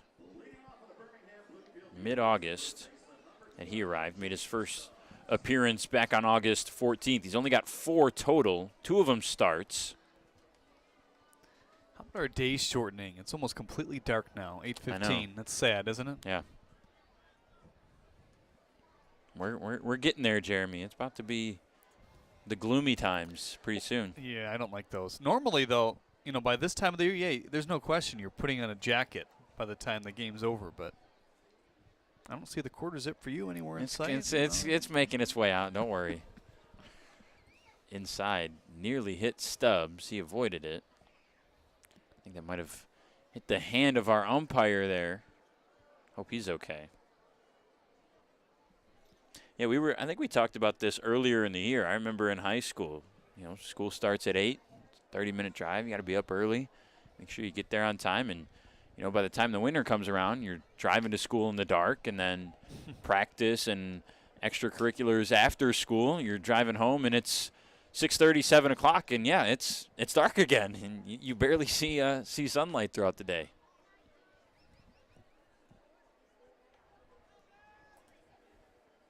Not a good start for Parisi. 3 balls, no strikes. Stubbs pretty much taking all the way.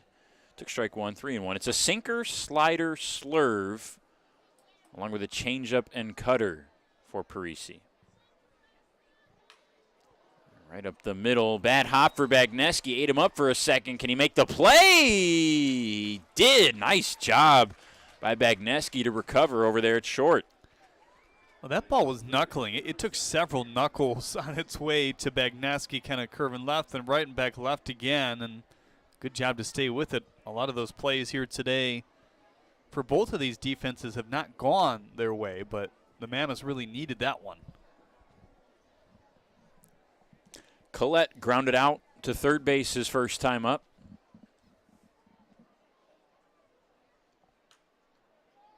And on the hands and fought off foul.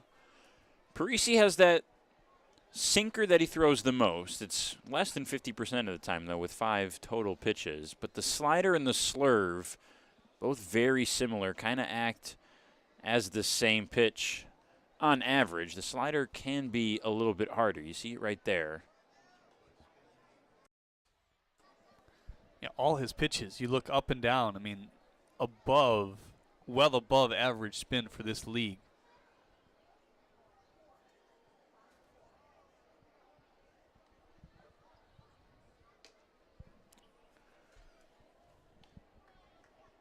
One ball, 2 strikes. He's a young fan. What do you think? Speculate she's doing on there. Playing some game of sorts? I don't know. What do you think? What would you be doing on your phone at a ball game? Instagramming all the sunsets and You a picture taker? I don't know. Trying to talk to all the cool broadcasters, you know. Yeah, right. Maybe she's watching college football. Could be. It's been an awesome day for that sport. Couple of upsets already. Bama nearly lost to Texas earlier, the #1 team in the country, down on the road at Texas, only winning by 1. Collette down on strikes. That was a pitch with some late bite to it. Let's see what we see here today out of Parisi. He's been a guy in a limited sample size, and you talked about him starting a little bit as well, that has given up already 3 home runs. So our home run contest derby mid-game might not be over. We're having, as they call it across the pond, a derby. That's the soccer season announcer getting into me. It's all coming together for all of us here in the fall. In American football, like we were talking about, Wisconsin got upset, number 19, to unranked Washington State.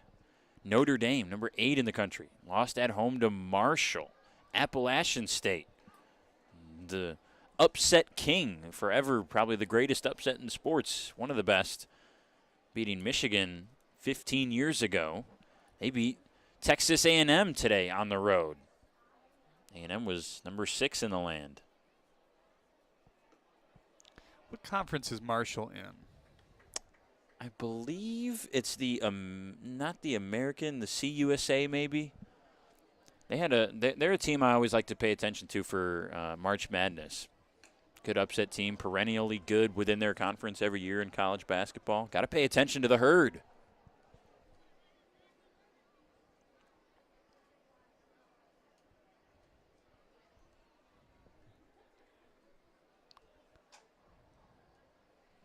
Ford with a home run already tonight. He waits on the 2-2 with 2 down. Swing and a miss. Parisi, a couple of Ks in a row.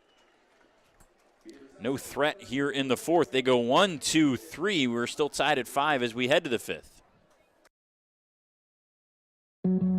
Every summer, my family loves to have a neighborhood movie night in our backyard. And with my Chevy Blazer, I can head out and get everything we need for a great night. It has plenty of room for picking up friends, and the available hands-free liftgate is perfect for loading unhandy supplies. You know, it may be movie night, but my Blazer is the main attraction wherever I go. Lease a 2022 Blazer 2LT for just $239 a month for 24 months. Put it in D and see why Chevy drives the Motor City. Great seats at a great price. Get them safer, simpler, and smarter with Ticket Smarter. A proud partner to the biggest names in live sports and events, including ESPN events and iHeartRadio. TicketSmarter has seats for over 125,000 live events and 48 million tickets for sale. All backed with the TicketSmarter 100% ticket guarantee. Thinking about your next great live event? Think smarter. Think TicketSmarter. Get your tickets your way, guaranteed, at TicketSmarter.com. We're the financial champion of Michiganders. Whether you're a goal-getter or dream chaser, an empty nester, or up-and-comer, anyone in Michigan can bank with us. Michigan Schools and Government Credit Union.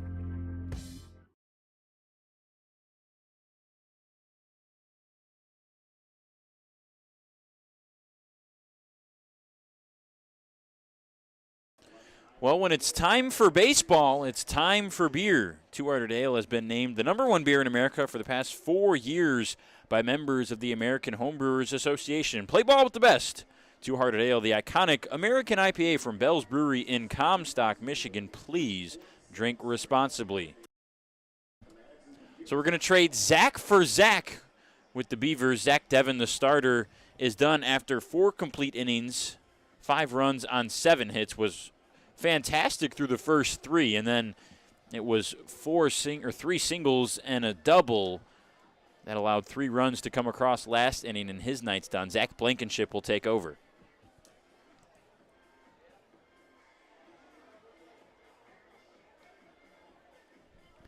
Blankenship features that 4-seam fastball, changeup, slider combo.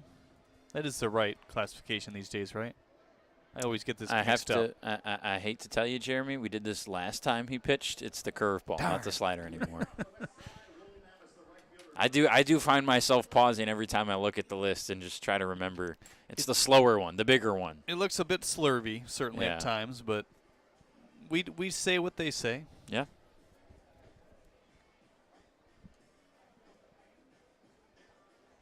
For those that remember when we had that conversation earlier in the year, Blankenship had a slider for the majority of this season. As Leaf shows bunt on the first pitch. He beat out a couple ground balls last night. No surprise to see him try to lay one down for a single right here. But Blankenship had that slider at the start, and he wanted to add more depth to it, but keep the velocity that he had, which sits around the high 70s, 77 by our metrics.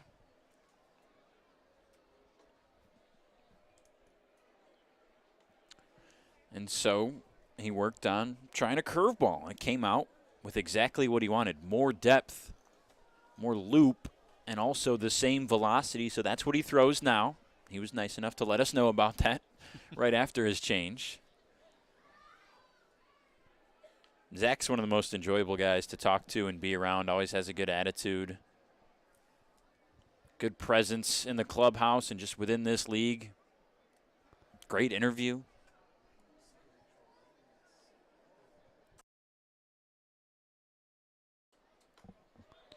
Leaf thought about offering on the 2-1. He didn't. That was smart. 3 balls, 1 strike.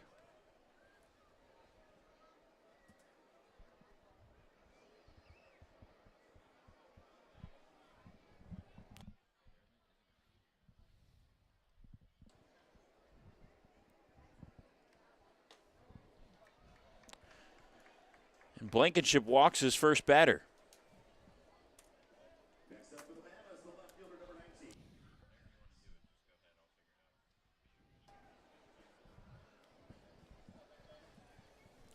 So you can get some championship T-shirts should the Mammoths win tonight and tomorrow. You can pre-order your 2022 Champions tee today. The orders will close a while from now, Sunday the 18th. Go to uspbl.com/shop/2022champs. I tell you, Jeremy, it's obviously anything can happen in this league, and the Mammoths seem hot right now and like they have a lot of energy, but boy, that would be something else if they could come all the way from the 4 spot and win this league. Well, there's some definite adversity now with how their pitching staff will have to be dealt with here today. We'll see how they deal with it. Emmett up the middle, could be a double play ball. Nice flip by Guzman. Fenley on the turn. Well played defensively. That turns 2. Well, couldn't come at a better time. You know, maybe Blankenship's confidence shaky after the leadoff walk. Not able to get some close calls against Brian Leaf, but just 1 pitch to Emmett, the next one. Routine ground ball, turned well. Guzman, Fenley, Stubbs. Right back, bases clear with 2 outs. Now he'd love to get Loda out here to turn it back to the offense. Sam Loda has just been not able to join in on the fun. In the 4-hit inning last inning, he was the only strikeout that Devin recorded. He's 0 for 2 tonight, 0 for his last 7, all coming in these playoffs. Kind of surprising for how good he was in the short 13-game span to end this season. Came over as kind of an injury necessity when both Nick Caruso and Duncan Hewitt went down for the Mammoths. Nick Caruso has since come back, but not able to catch. Duncan Hewitt signed with the American Association. I think he hit a home run in his first game, didn't he? Good for him. It's a good league. Yeah.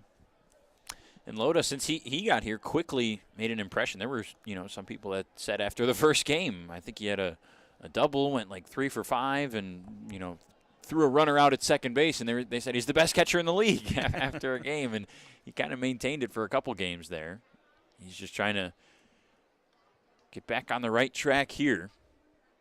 And there was some unfortunate injury timing for not just the Mammoths, I feel like, at the end of the year. The Beavers as well. They were in their chase for first and lost their double play combination up the middle that you see tonight. Guzman and Fenley at the same time for 2 games.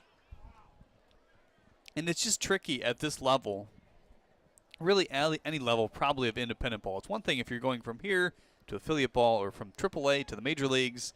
I mean, that makes it all worth it for the player because, they're getting promoted and vice versa. And there's some guys I'm sure sitting out there that played in college this year that might wait till next year and try to crack a roster, but logistically it's just not possible sometimes. Loda gets that one to drop. A much-needed base hit for him. Keeps this inning alive with 2 outs for Tanner Thomas.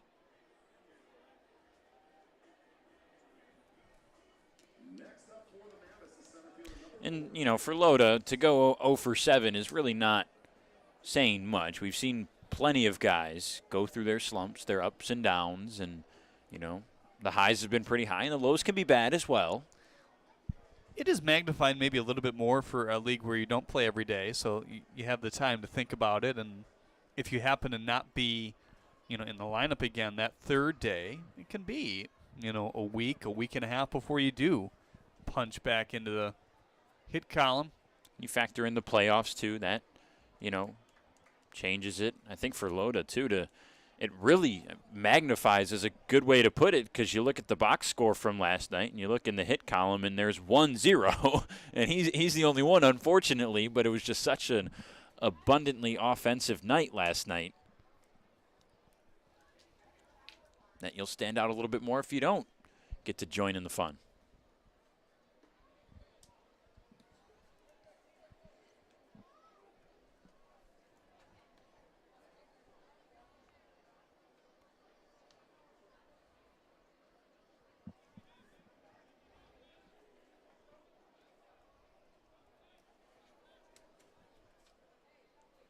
Lefty on lefty matchup. That one's out into right again. Castillo kind of stumbling. He'll have to see it drop. And again, a 2-out base hit for the Mammoths. No inning is easy, huh? We had that second frame for both squads where they went down 1-2-3, but even after a couple outs have been recorded and you think it's over, no. There's now runners on first and second with 2 outs after that double play even. This is where you want to keep it, though. You don't want to see it turn all the way back to the top because things could get real hairy there. I mean, if that does happen, guaranteed at least a run or 2. The lefty Tanner Thomas gets a hit, and Blankenship was one of those guys that I asked. You know, we've talked about it. The splits for pitchers kind of being wrong, so to speak, air quotes around wrong, in this league. Many pitchers are better against the opposite hand, hitters that is, than the same hand, which is not how it's supposed to go, at least for Major League and, you know, most of baseball standards. And he said he really just put it as simple as there's just not that many lefties, and it's just the sample size is so small compared to righties that it's kind of, you know, ballooned a little bit because of that.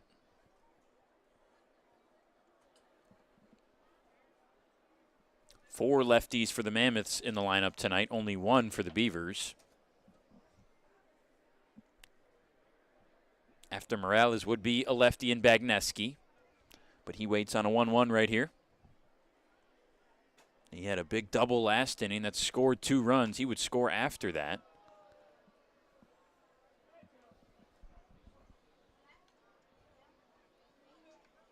See a lot of guys just on their monitor here kind of hanging out in the owner's suite. A lot of unicorns showing their face. I think John Hodo just went and sat down. Gianni Rivera on the left in that pink hoodie. Yep. A lot here last night. They gave out the season awards pregame before the 4-3 quarterfinal matchup. Swing and a miss. Morales down on strikes. The Mammoths threatened, but Blankenship able to get out of it. A couple 2-out base hits, but nothing more. It's still 5-5 as we head to the bottom of the 5th. Dunham Sports is a proud partner of the USPBL. Big names, low prices, delivering value since 1937. At Fifth Third Bank, we're working hard to make banking a Fifth Third better, which means we put 166.7% into everything we do. I think you can only give 110%. Well, with free checking, fraud protection services, and an automatic savings tool to help you quickly reach your goals, 166.7% is possible. Oh, wait till my 8th graders hear about this. They're gonna be like, it's not possible. Well, yes it is. This is banking, a Fifth Third better.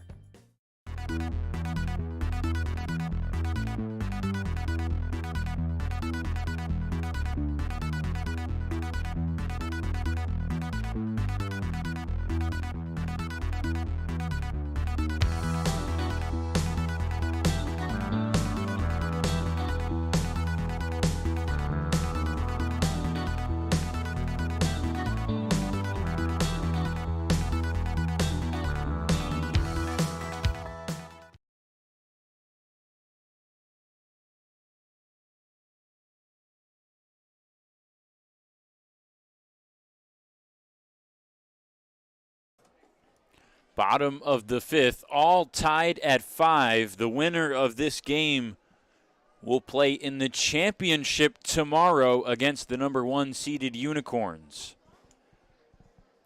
5 runs on 9 hits for the Mammoths. 5 on 5 for the Beavers. Those 3 errors proved to be costly back in the third. There were 2 errors. One of them would allow a run to score.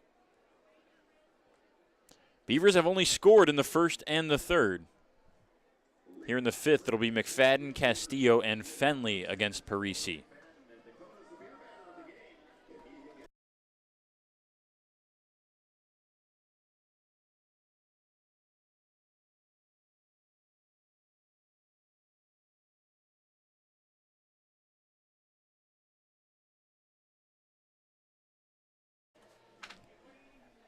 McFadden's 1 for 1 tonight. Did reach on an error his last time.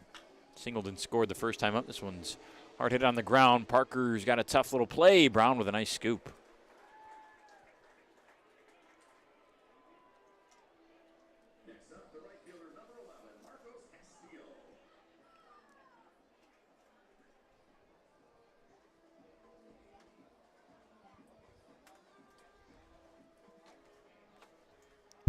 Good start to this inning. I think at any point when a pitcher can get 1 up and 1 down, that's going to add some confidence. Especially against a guy like that, too. Got to go through a tough spot in this order. 2, 3, 4. First pitch, Castillo takes a looper. That might have been the changeup. And you can argue that every pitch is high leverage in a playoff game like this, but the more high leverage you get, the less you're going to be able to use a pitcher, really. It takes more tax. On the ground and under Brown's glove. Castillo boards. Next up, the second baseman, number 1, Lou Whitaker.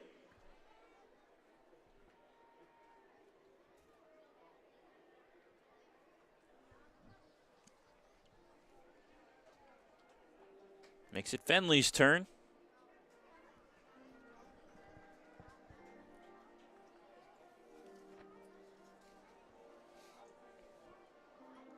Two home runs on the year for Luke. Had one in that final regular season day in the doubleheader against the Unicorns. Guy that Von Joshua raves about for his competitiveness and the way he battles, not only at the plate but defensively. Gamer, the word we've said ad nauseum this year. Popped him up on the right side. Can of corn for Brown.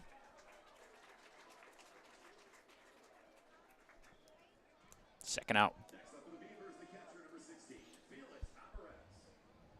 This is where you have to really take advantage of this situation here. 2 outs, just a runner on first. I mean, we're still very early in the early innings of this game. And obviously you have to focus on today. But, yeah, in the back of mind, you can't help it.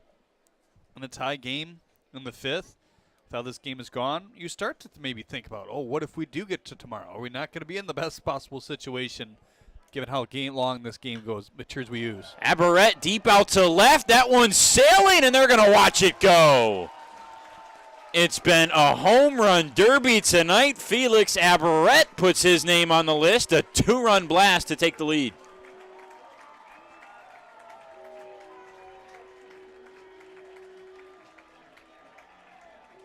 Well, that had the look of the Ford home run, didn't it? Yep. Got out of here in a hurry. Did not want to see that baseball for very long, and he didn't have to. Now 7-5, the Beavers lead it. There has been a run or more, actually 2 or more runs scored in every inning except for the second inning. That's the only scoreless one we've had between the two teams. Every home run has gone over the left field wall, which is pretty interesting. I guess the only one that could be classified as different than left field was the one to left center from Whitfield. That was his last time up, a 3-run blast. And I think just kind of looking, there's no action in the Mammoths bullpen right now. Parisi has 2 starts under his belt, 19 innings in just 4 appearances, so there's a decent amount of workload there. To the gap in right, but Leaf is there. He collects it for the 3rd out. 7-5 on the deep fly from Felix Aberrett. The Beavers take a lead. Why are all these business owners smiling? Because they rely on Tryon to handle difficult and time-consuming HR tasks like payroll, benefits administration, and more. Working with one of the nation's top professional employer organizations provides access to top-tier healthcare and employee benefit plans and Tryon's team of attorneys and HR experts. With Tryon, you don't have to grow it alone. Visit RelyOnTryon.com. You can always rely on Tryon. One thing that makes Detroit Mercy unique and different from other universities is that the faculty truly care about you and they're always there to help. Whether it's asking questions after class or going into the office hours, they're always there to lend a hand and really make you feel at home. People are here to work together, and whether like you have a question or you're discussing topics within the class, you can go up to your professor and they know your name. They're just willing to help you become a better overall student. Detroit Mercy. Build a boundless future. You hear about the promo that Jimmy's John's got going on? 5 off 20? How they pulling it off? Magic? You got David's Copperfields in there? Show yourself, Copperfields! Jimmy John's. $5 off orders of 20 or more.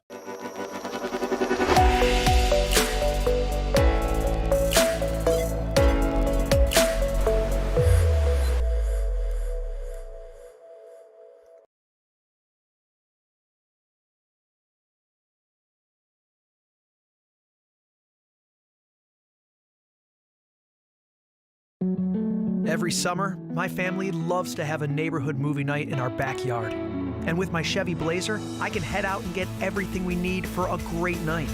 It has plenty of room for picking up friends, and the available hands-free liftgate is perfect for loading unhandy supplies. You know, it may be movie night, but my Blazer is the main attraction wherever I go. Lease a 2022 Blazer 2LT for just $239 a month for 24 months. Put it in D and see why Chevy drives the Motor City. Zach Devon started this game for the Beavers. He went 4 complete innings. Then Zach Blankenship came in for an inning of relief. Now he'll sit down in place of Trevor Jackson.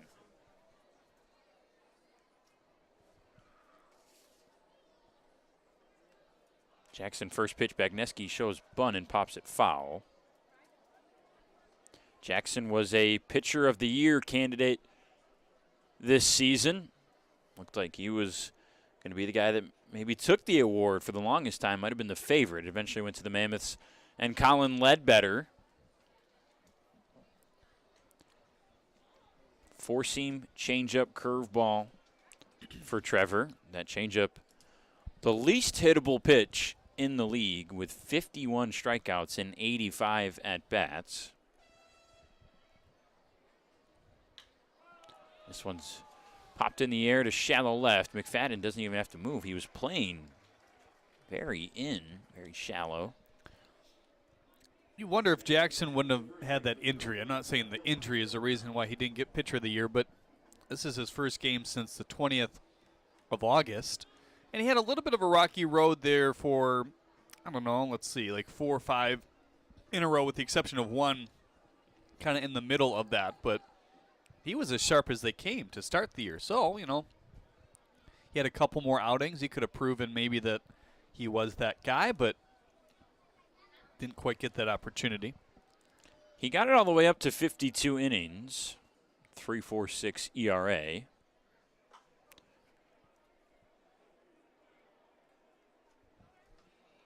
He He was one of the first guys to go really deep in a game, kind of midway through the year, maybe just before the All-Star break. He went 7 innings and into the 8th, didn't record an out in the 8th, but that was against these Mammoths.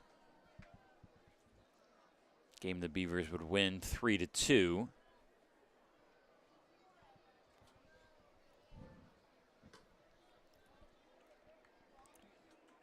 I think that was the deepest any pitcher had gone in a game this year until Colin Ledbetter a few times went 7 innings, and then obviously last night, 129 pitches in 9 innings. Swing and a miss on the 3-1. I know we talked about it in the pregame show, but you love what you heard from Jellikowski about how Colin said, no, leave me alone. Get out of here. Right. I'm not coming out of this game. Brown will take his walk on the full count. What I thought was interesting and funny, and just like you said, good to hear, was that I believe it was after the 7th, Colin came in and, Jelly said, you're at 91. How do you feel? And he said, I feel good. Stay away from me. And he was stern about it. And then he said, stay away from me. Don't come near me. Then he came back in after the 8th, and they're like, okay, you're over 100 now. Kind of looking for him to say, yeah, that's it. All right, I'm done. And he said, get away from me. He was more stern the second time around. He said, you are not taking me out of this game. Stay away from me. And then Jelly listened. And as a coach, in that situation, you have to stick with your guy. And if he's that confident, usually works out. And it sure did.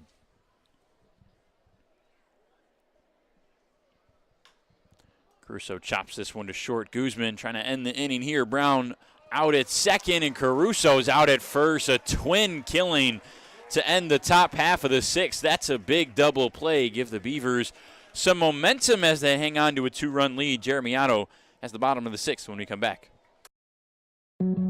Every summer, my family loves to have a neighborhood movie night in our backyard. And with my Chevy Blazer, I can head out and get everything we need for a great night.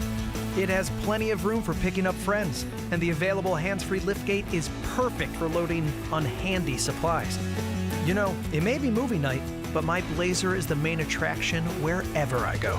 Lease a 2022 Blazer 2LT for just $239 a month for 24 months. Put it in D and see why Chevy drives the Motor City. Check your checking. If your account doesn't get you pumped, amped, or geeked, make the switch to Genius Checking from Genesis Credit Union. It's just genius.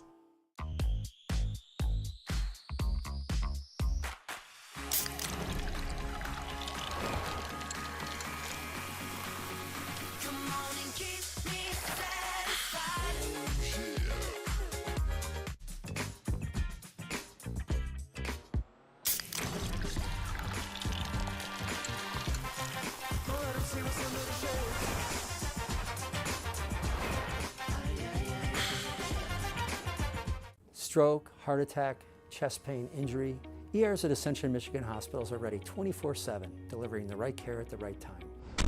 As a chair of emergency medicine at an Ascension Michigan hospital, I understand the importance of timely ER care. What's different? Experienced care teams and board-certified doctors who take the time to listen. You are connected to on-site lab and imaging, pharmacy, and leading-edge care with specialists in cardiovascular services, neuroscience, orthopedics, and more. Choose ERs at Ascension Michigan hospitals.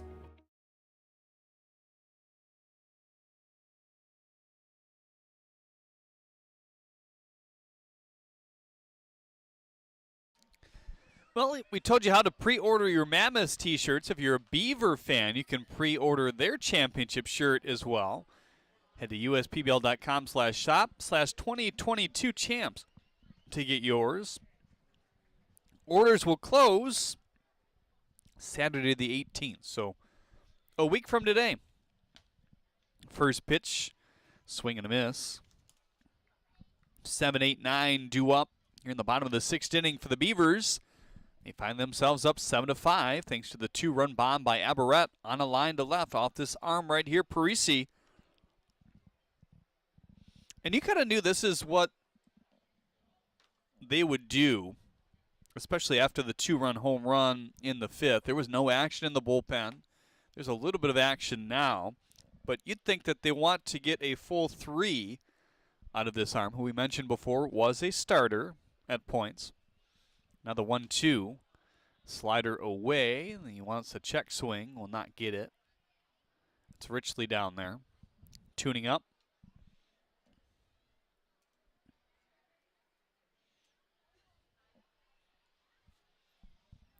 Now the 2-2 on Guzman.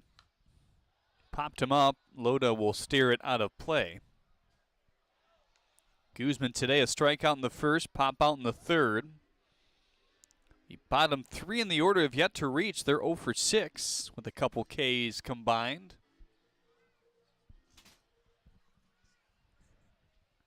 Two nearly bites the hands. Kind of breaking in at the last moment. 3-2 on Guzman now.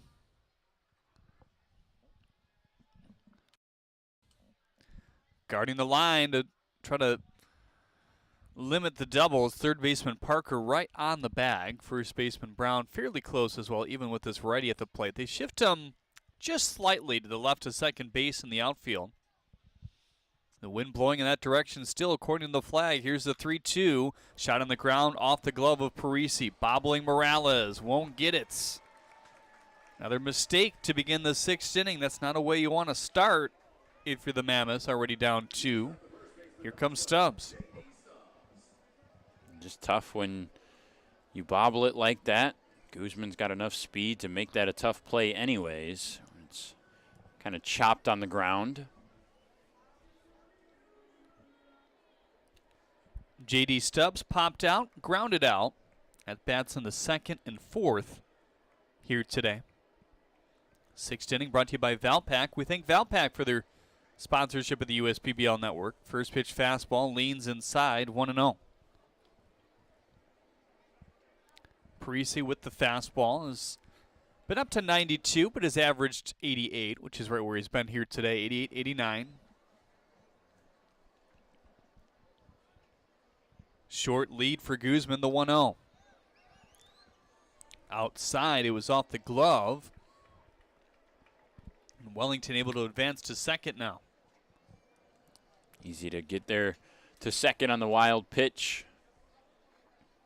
And Guzman had a pretty big secondary lead, and it's good he gets to go back to second now because we've seen Loda a number of times back pick and get runners and also do it and be unsuccessful, but he pays attention to that secondary lead. Almost ended last night's game when Christian Fedko had a big lead over there at first with 2 outs. Could see Stubbs' reaction there. Ooh, visibly on his face. He just missed it.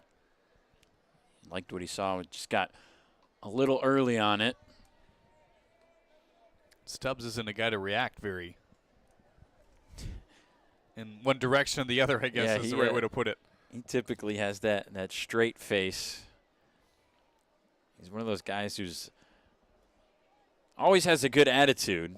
Wouldn't be able to tell just by looking at him, though. Collette on deck. Stubbs with a 3-2 count. Leadoff man is reached here in the sixth. In a 7-5 game, 7 hits on the board for this Beavers squad. Looking for a big number 8 to possibly extend this lead to 3. Be big for Parisi if he can get an out before this lineup flips over to the top of the order. No lead seems to be safe in a game like this as Stubbs walks.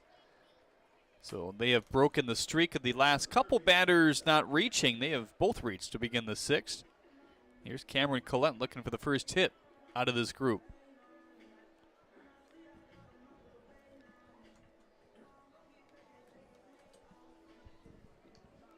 A home run in the first for Ford. A home run in the fifth for Aberrett.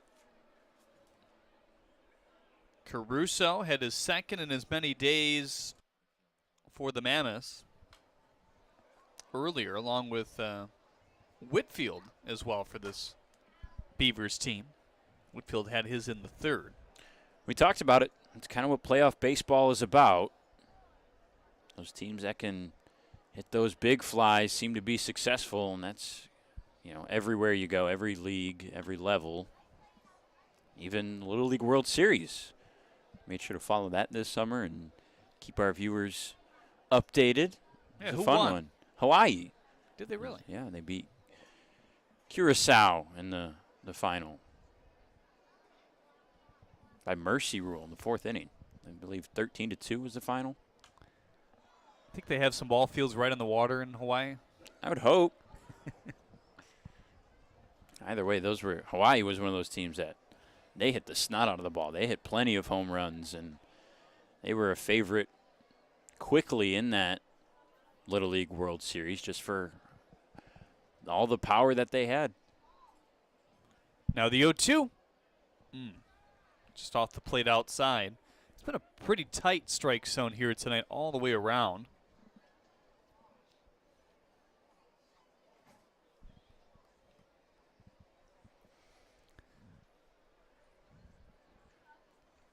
One-two pitch, looping into right field, a base hit. Guzman will be held up at third. Yeah, still as Loda does the splits to keep that baseball in front of him. The bases are loaded with no outs and the top of the order due up. That's big. Mentioned it was key for Parisi to try to get at least one before the top of the order comes up, and now this will be a mound visit from Jelly. You think he'll take him out here? Richley has been warming. It's a slow walk. Parisi's, in his 3rd inning. Well, he does take the baseball from him. I thought they would at least try to get a full 3 out of him, but with the bases loaded, another one of your guys tuning up. They'll like to keep this game where it is at a 7-5 deficit with the bases loaded. Back with more after this. One thing that makes Detroit Mercy unique and different from other universities is that the faculty truly care about you and they're always there to help. Whether it's asking questions after class or going into the office hours, they're always there to lend a hand and really make you feel at home. People are here to work together, and whether you have a question or you're discussing topics within the class, you can go up to your professor and they know your name. They're just willing to help you become a better overall student. Detroit Mercy. Build a boundless future. You hear about the promo that Jimmy's John's got going on? 5 off 20? How they pulling it off? Magic? You got David's Copperfields in there? Show yourself, Copperfields! Jimmy John's. $5 off orders of 20 or more. Slide into a new home. Work with a local mortgage pro who works for you. Get a cheaper, faster, easier home loan. Find a mortgage broker near you today at findamortgagebroker.com. Jimmy John's Field is the perfect venue for birthday parties, summer picnics, company outings, and provides the best entertainment in Metro Detroit with great baseball all summer long. Spend your summer nights under the lights at Jimmy John's Field in historic downtown Utica.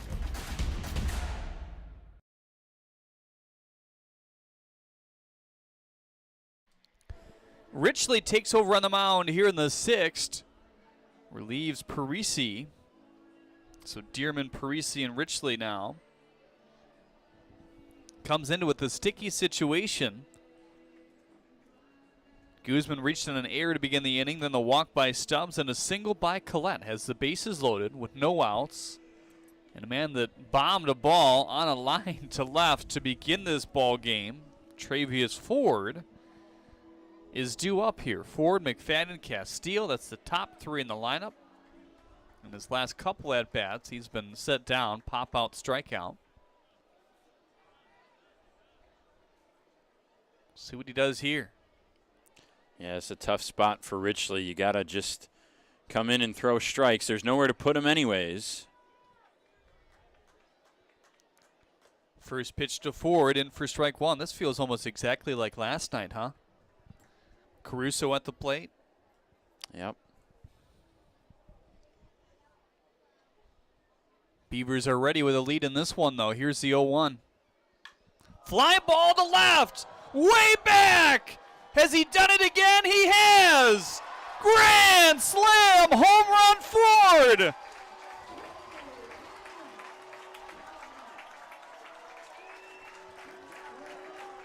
Wow. I got nothing.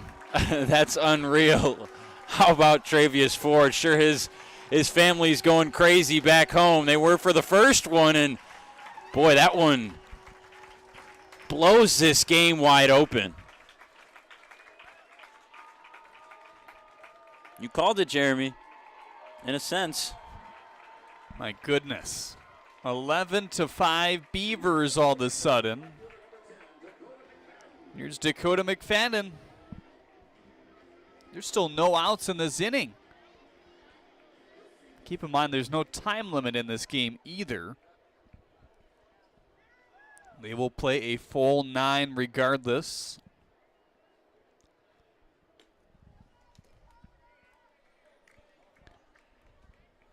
First pitch outside to McFadden now. So if you're Vaughn Joshua, I mean, you've already used 3 arms. Devin, Blankenship, Jackson. I guess it does bring the question, if you make it to tomorrow, could Blankenship go another inning? Probably.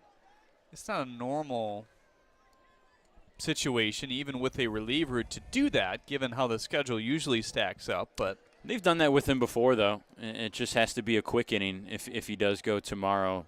You know, he faced more than 4 or 5 batters in whatever inning they do decide to use him in. If they make that decision, has to be a fast one. Lunges at that pitch there. Jackson was only supposed to go 2. I can't imagine even if he came out that he'd go more than 1 tomorrow. So pick your poison there. Do what you want to do. You know, either you keep him in today. I'm not even sure if he would be able to bounce back tomorrow and throw again. That was his first time he threw since the 20th. I'd have to guess probably not. The Beavers, you know, we can safely assume it'll be Austin Shea to start if they make it to tomorrow. I think Austin Shea was even a possibility here today. Yeah. But they like this matchup here against the Mammoths, with Devin starting. Now the 3-2 swing and a miss. Looked uncomfortable at the end of that at bat as 92 blows by him. So after the grand slam, comes out and strikes out one of the better hitters in the league for the first out here. It's a good response from Richley. You know, not easy to come in with the bases loaded anyways, and then you add on that you give up a grand slam in your first batter. It makes it all the more difficult to come back and, you know, keep throwing strikes. Going through the heart of this order still. But he's, you know, best strikeout rate in the league.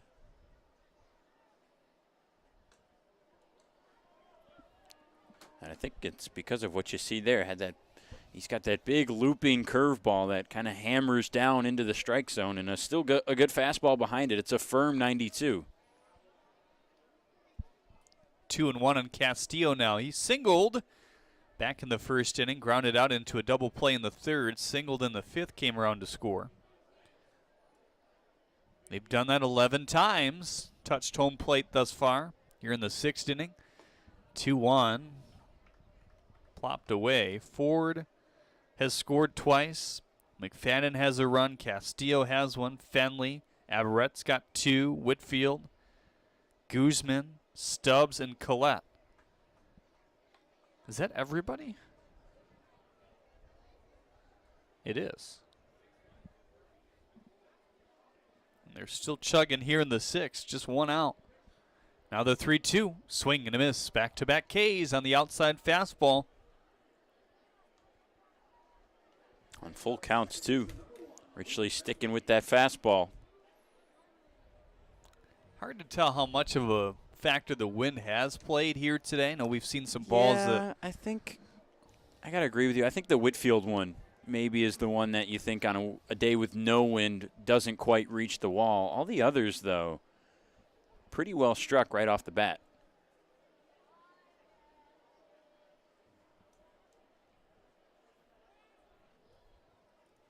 Now the 1-0, swing and a miss. Fenley reached on an error back in the third. Otherwise, has popped out a couple times. That's where it went, out in that direction. He's trying to catch one on a line right there. Look, He's trying to manifest it. Get in your ready position, young man. Yeah. That's going to come right at you. You see that pitcher starts to drive towards home plate, drop those knees, get in that athletic stance.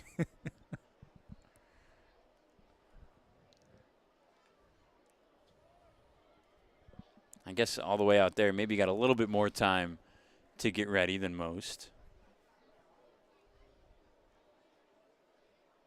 Both Aberrett and Ford for the first time. Hitting one on a line pretty close, a little bit more towards the pennants out there to the right of the pavilion. 2-2. Swing and a miss. Wow. Wow. Grand slam, strikeout, strikeout, strikeout against 2 through 4 in the lineup. Can the Mammoths hang around? They have a lot of mental work to do to stay in this game.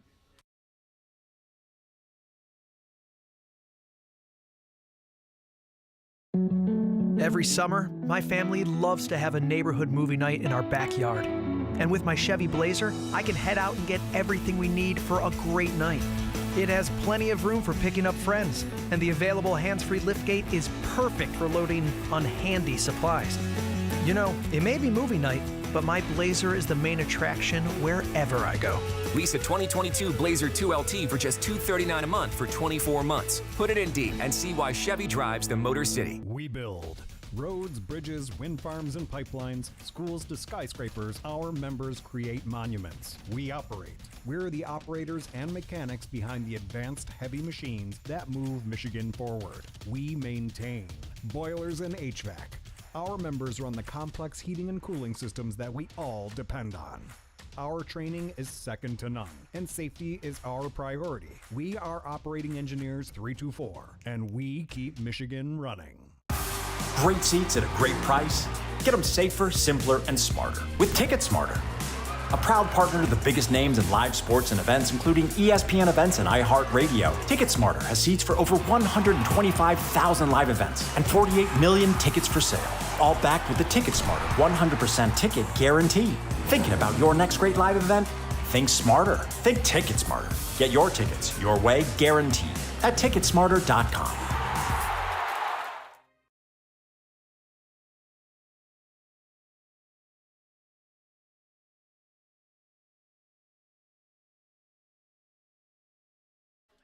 Trevor Jackson remains in the game as he pitches here in the 7th. He'll face Houston Parker, Brian Leaf, Connor Emmets. We kind of talked off air. This could be the inning, though, that could make or break this Mammoths team. They are the visitors as that fastball slices in, but how do you respond after the grand slam, especially after you were down 2 even before that point? You could feel it kind of trending the other direction. Yeah, if they want to show any life, it's got to be here in this inning. I think it's going to be really difficult to fight your way back from down 6 after not getting anything the last 2 innings with good opportunities. They had a leadoff walk in the 5th. That was negated by a double play. Back-to-back singles with 2 outs. Nobody came around to score.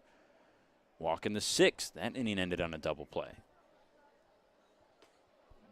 And that's kind of been the story. You look at the hit totals, 9 for each club, but the Beavers have only left 2 runners on base, and that's a huge number. Fly ball to center, Ford. Step or 2 back. Another couple to his left. 1 up and 1 down here in the 7th. Mammoths on the other side have left 6 on base, which is actually a pretty good number for how many hits they've had in this late in the game. But you got to give credit to the Beavers. They have stepped up with runners on and in scoring position. 2 double plays in the last 2 innings. And that was in the 6th. They had 1 out, and then their leadoff batter walked, and Brown Caruso hit into the 6-4 3 double play. It was a leadoff walk in the 5th with the middle of the order up. This man right here, Brian Leaf, was able to walk.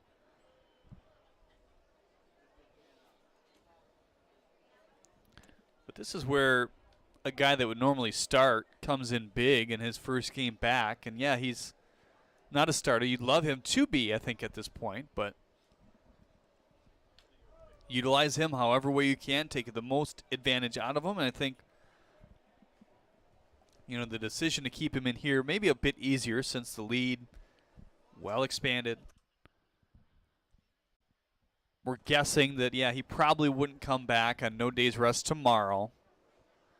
2-1 swing and a miss. So use as much as you can here today, which was a cap of 2. Not sure if that would at all be fudged with pitch count, but we do see some action down there. Yeah, I mean, he's got one of the best pitches in the league with the changeup. I think you want to get the most out of it. And with a 6-run lead, just tell him, go out there and throw it in the zone. Attack hitters, make them swing the bat. They have the pressure on them now to try to fight back in this game. You've got plenty of room to work with. Even one mistake pitch is not going to do you in. Swing and a miss. First K for Jackson here tonight. Trying to set this Mammoths team 1-2-3, and boy, that would be a bigger blow to the confidence if the balloon already has not popped.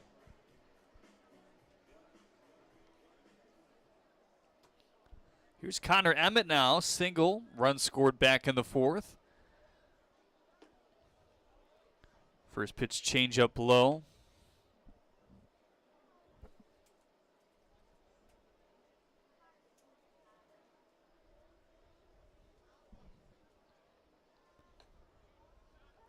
Jackson kind of came at the perfect time. It was right around when the offense started to pick up, which is what this Beavers team needed early. And really, just from looking at last year as well, they were one of the lower hitting teams in the league, kind of struggled all year long to get runners on base, but they all of a sudden turned into a lineup that was being very productive and allowing them to creep up the standings and make it interesting in the middle to end part of the year. Unicorns just a bit too much, though. Clinching that #1 seed, they continue to wait. Remember that thing about sitting around for days? They've put 11 runs on the board, huh? Yeah. 2-2, swing and a miss, carved up Emmett. 1-2-3 inning here in the 7th for Jackson. Punch in and punch out. His team with a big lead.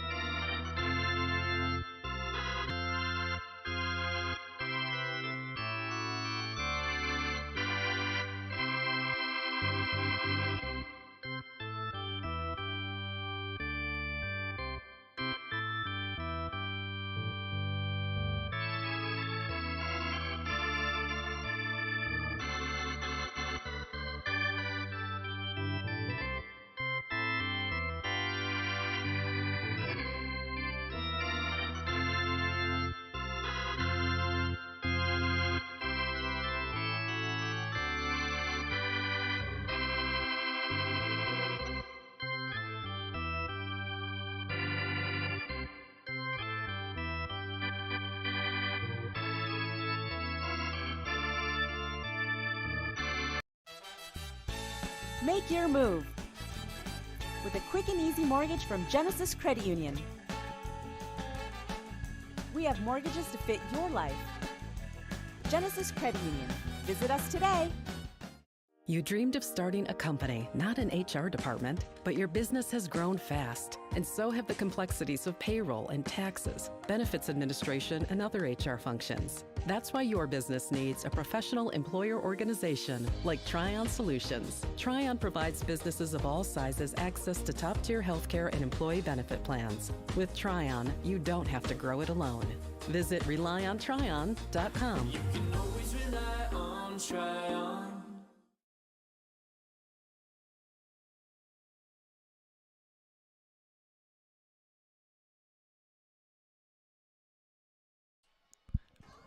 Felix Amberets to lead off things here in the 7th inning. It was an interesting bounce back there from Richley. He inherited the bases loaded after Parisi departed. 3 of the 4 runs will be credited to him in the 6th off the grand slam from Ford.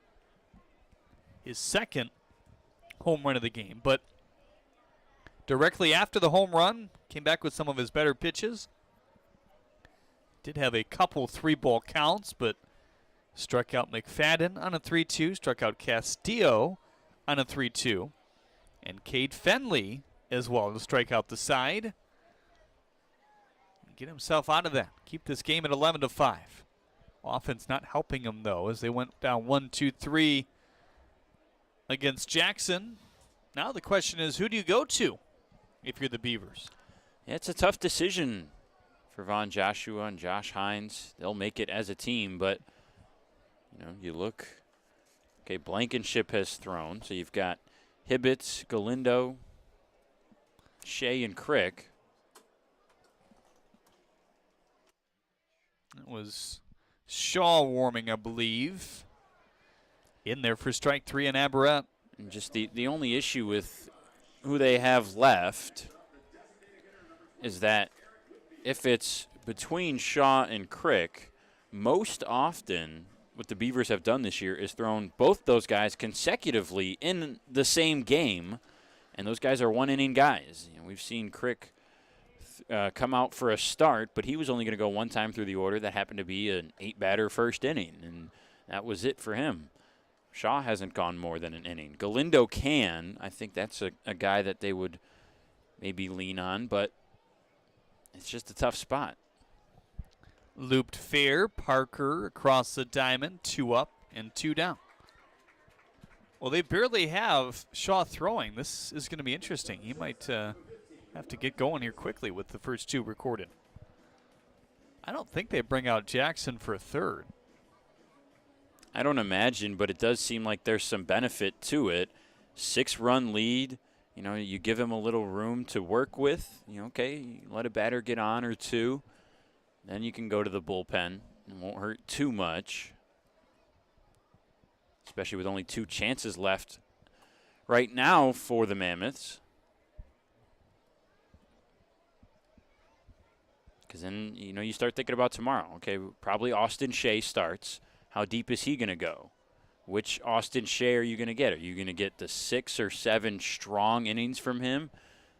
Or we've seen a few where the walks come out and kind of be the bugaboo, and he goes less than 3 or 4. And then you're really in deep trouble with the bullpen if you use too many tonight. 2-1 on Guzman, 2 outs. Here in the 7th. Defense playing him pretty straight up. Golfing swing. The 90-mile-an-hour fastball up high. Richley has gotten up to 92 here today.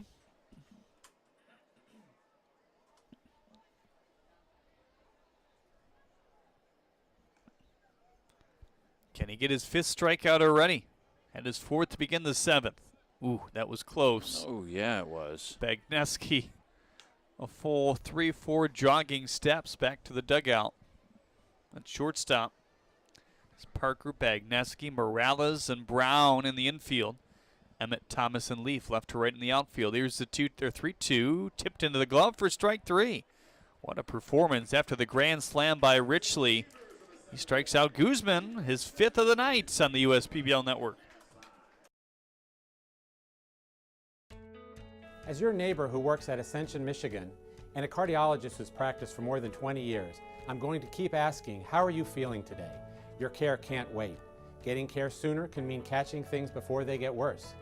At Ascension, Michigan, our ERs and our hospitals and other sites of care are maintaining strict precautions for your safety. Studies have shown that people will get care sooner if they're encouraged by their doctors, family, and friends. Get the care you need at getascensionmichigancare.com. First State Bank is a locally owned and operated business. We're part of your community. At fsbcares.com, you'll find ways that we're making a difference by featuring locally owned and operated businesses, providing access to helpful financial resources, and engaging with community. FSBcares.com is part of our commitment to the neighborhood because strong neighbors mean stronger communities. Where good neighbors do great things. Member FDIC and Equal Housing Lender.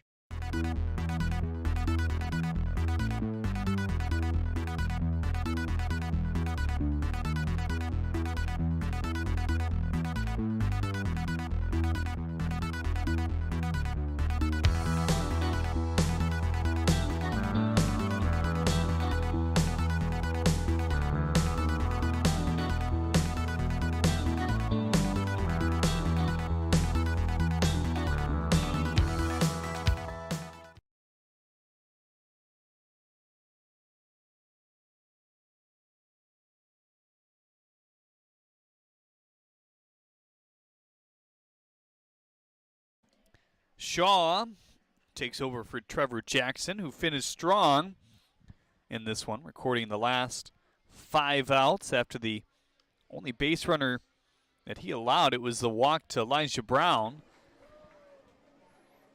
And it doesn't, seem like that big of a magnitude, but it was a big situation given how much this game went back and forth. And when he came in the 6th, it was still a 2-run ball game, obviously in the 7th. That's even a situation where, your team just got a big lead. Sometimes there is a letdown on the mound because you physically, mentally relax a little bit. But he looked really good. 2 strikeouts and a pop out. 1, 2, 3 to 3, 4, 5 in the lineup now. Shaw will face 6, 7, 8 here. Interested to see what they do with Shaw past this 8th inning. If he gets a quick one, I think it's certainly not out of the realm of possibility for him to come out for the 9th. Don't believe he's had more than an inning in any outings this year. Crick has, though, right? At least he had a 2-inning outing all the way back on the 18th of June. So whatever that means at this point. Shaw did, that is. Crick's had a couple 2 innings.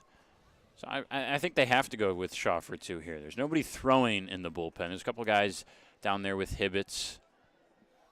And I think Galindo just being in the bullpen in case. Maybe Hibbets is going to get up and start to throw a little bit. The plan is probably to finish this with Shaw, and then you have Hibbets, Galindo, and Crick ready behind Shea tomorrow. It's actually Crick down there, huh? Oh, I see. I saw 6. I thought it was 5. They both got the long hair. 2-2 high, fastball at 93. I'll be really surprised if they bring Crick out for the 9th. Maybe they think these guys can go tomorrow as well. Maybe.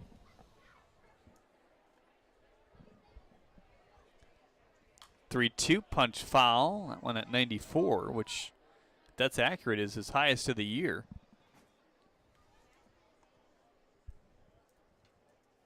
He's got that hard slider that we've talked about. One of the best in the league. There's 95 off the plate outside and a leadoff walk here for the Mammoths. They scored a couple runs in the 3rd off a 2-run home run by Nick Caruso. That tied the game at 2-2 at that point. Then 3 more in the 4th where they took the lead. 8-batter inning. Had some traffic in the 5th, including a leadoff walk, but nothing materialized out of that. Faced the minimum in the 6th after a double play as well, and the minimum in the 7th.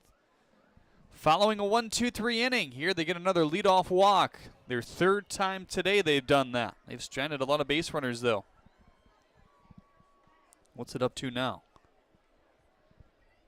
I've got it at 6 still. If you add in the leadoff walks that were negated as double plays, which technically is not a left on base, but then it would be 8. The 0-1.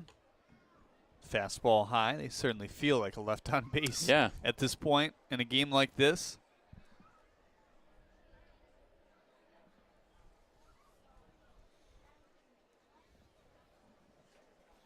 Middle of the infield at double play depth, outfield shallow. Here's the 1-1. Slap foul. Change up, or the slider there. Just a fastball slider for Nick Shaw. He's had a lot of success with those 2 sharp pitches. Good spin on both of them. Actually, a little bit more spin on the fastball. Lefty-lefty matchup here. We'll see what cracks. The 1-2 called late time. Late. Loda is barely taking a lead down there. Yeah, he has to be conservative over there at first base. You need base runners. You need consecutive hits. Him getting into scoring position on anything in the dirt or a stolen base doesn't mean much down by 6 right now. Good pickup by Abarat. Oh, now he lost it. Oh.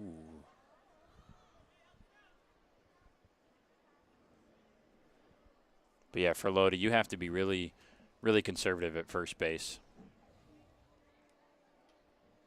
The last thing the Mammoths want to do right now is make an out on base running errors. That kind of came back and bit the Hoppers last night. Only lost that game by 2 runs. Remember Pup, the leadoff man in that game. Tried to stretch what should have been a single into a double, was out at second. Up the middle, Fenley cuts it off to second in time, and Guzman can't collect for the throw across the diamond. Boy, we almost had another leadoff walk double play. After Fenley made that play, I thought it might go. Yeah.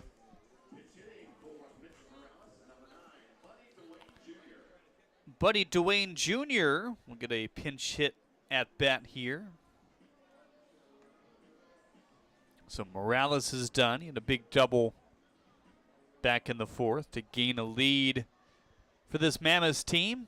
They were impressed with the batting practice that Dwayne took earlier. Maybe a little bit of anger in that, not being in the lineup. 93-mile-an-hour fastball flailing by it. This is a bat that is better when he's angry.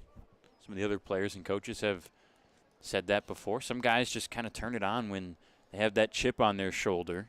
Dwayne's one of those guys. And he's a fiery, explosive player. And his teammates love him, and they have a lot of support for him. If he does something good here, that could change the momentum, bring the Mammoths back in this game. And for his bat, too, just statistically, one of the harder hitters in the league, does have a couple home runs.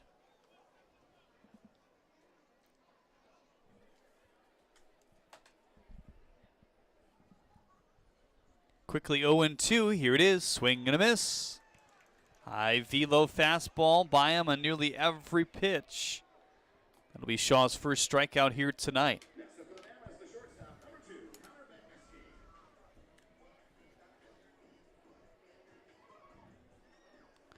Nine for the day between Devon, Blankenship, Jackson, and Shaw. Crick is still tossing down there.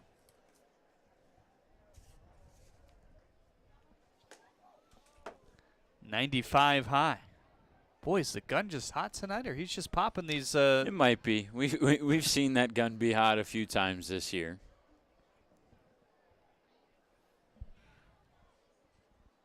Here's the 1-0. Or maybe it's just the magnitude of this game as well. Yeah, the adrenaline could play a factor. We've seen, what, 2 95s, multiple 94s. 2-0. Slider away. 3-0 now on Bagneski and a leadoff walk to Loda. That's the second base runner to Tanner Thomas. He's got a short lead at first. 3-0, fastball in for strike one. Top of the order lurking on deck in this 8th inning. Mammoths down to their final 4 outs of this season. Now the 3-1. Fastball, thought it was a ball. Bagneski has to come back though, 3-2. It looked a bit high. Thought it was maybe even outside as well. I think Bagneski might have been right.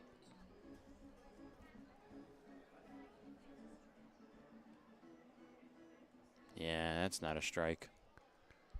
Maybe he was looking at the frame by Aberrett. He did pull it back in, but regardless, 3-2. The runner can move with 2 outs. In there for strike 3. Connor Bagneski can't believe it. The Mammoths down to their final 3 outs now in an 11-5 game.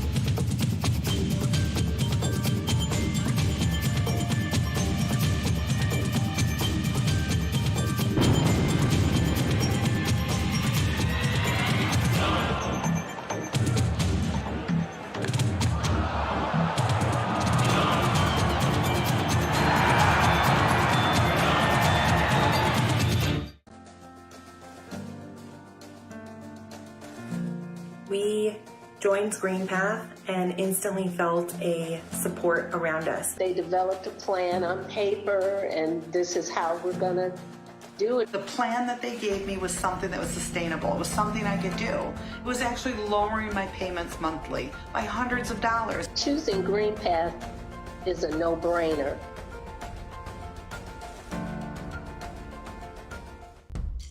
Jimmy John's Field is the perfect venue for birthday parties, summer picnics, company outings, and provides the best entertainment in Metro Detroit with great baseball all summer long.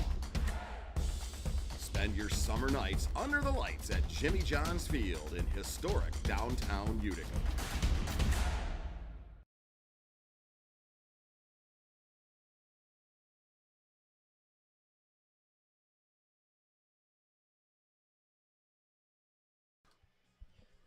Bischoff takes over on the mound here in the 8th. He'll face 8-9-1 in the Beavers lineup, trying to keep this game right where it is and then hope for a miracle from the offense, who are now down 11-5 and down to their last 3 outs here in this USPBL semifinal today. We encourage you tomorrow to head out to the ballpark. I believe there's still some tickets left for that championship game, 1:05 Eastern starts.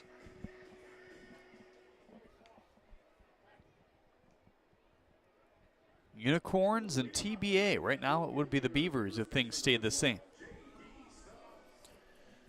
We did have earlier in the year, Beavers, forget who it was against, might have been the Mammoths, were down 11-5 going into their last inning. Or no, it was 11-5. They scored 2, and then they had the bases loaded with 2 outs and a chance to tie it with Felix Abaret. Mammoths are going to try to replicate that. They got to keep it where it is first. J.D. Stubbs with a walk in the 6th inning. Otherwise, a ground out and a pop out to this point. Defense pretty straight up against him with nobody on and nobody out. This one off the inside that hit him, actually.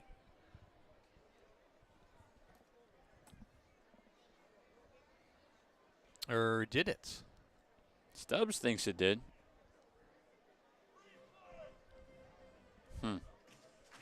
Maybe a couple of missed calls there at the plate. Those last 2 strikes to Bagneski to end last inning were not strikes. I don't know. Did that one hit Stubbs? I did not think so live. But I didn't think so either. And it wasn't much of a reaction. Got to get the white out here now. Hard to tell on the YouTube replay. Might have. Oh, you put it down that fast, huh? I did, yes. Floats if you want the white out? No, I didn't put it down yet. You're not a whiteout guy, though. No, I just deal with it. I use too much color with the highlighters and stuff to bring the white out. Can you white out highlighter? Does that even work? Might. You want to try? Yeah. I don't need to. Haven't made a mistake yet. See how long that remains. 2-1. Just muscles its way over Morales.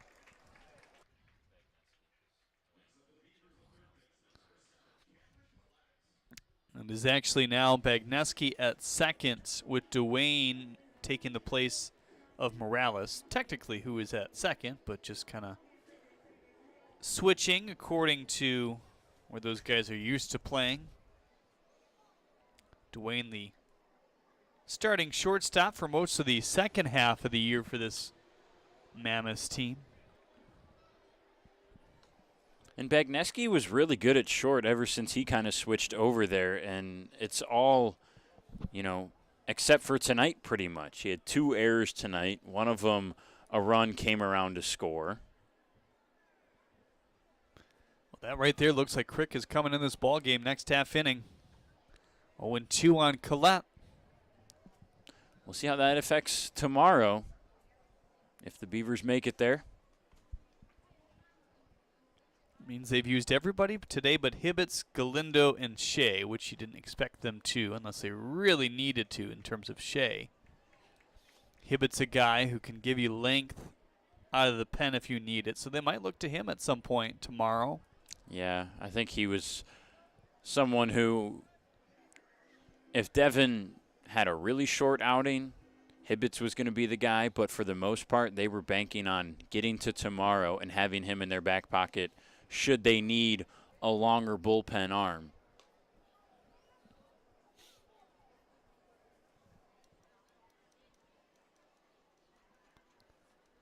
Eighth inning brought to you by Jimmy John's. We thank Jimmy John's for their partnership with the USPBL network this year. Runner on second and no outs. Beavers already up 11-5. This one clubbed to right, fading as it does.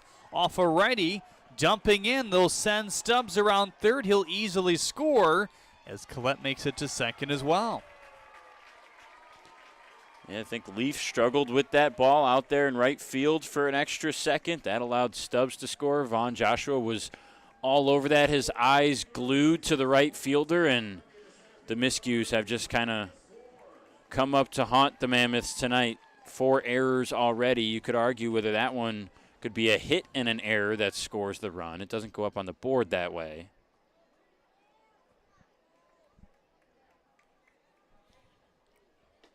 First pitch to Ford, fastball low and away. So now 12-5 Beavers.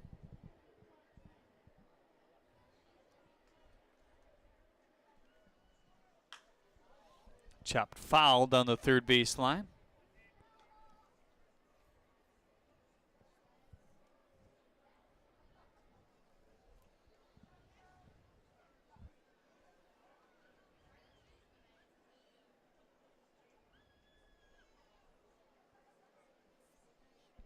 One, line drive to left. It'll hang up there for Emmett.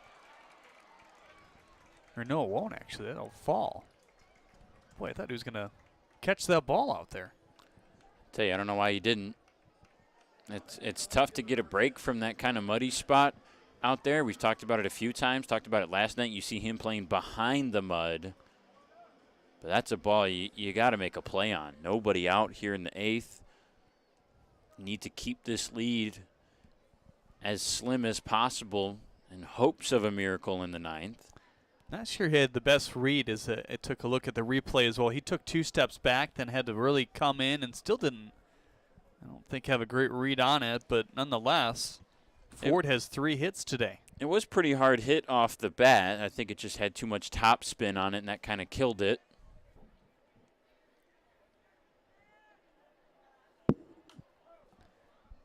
One-0 pounded back. McFadden single back in the first, reached on an error in the third, grounded out in the 5th, and struck out in the 6th.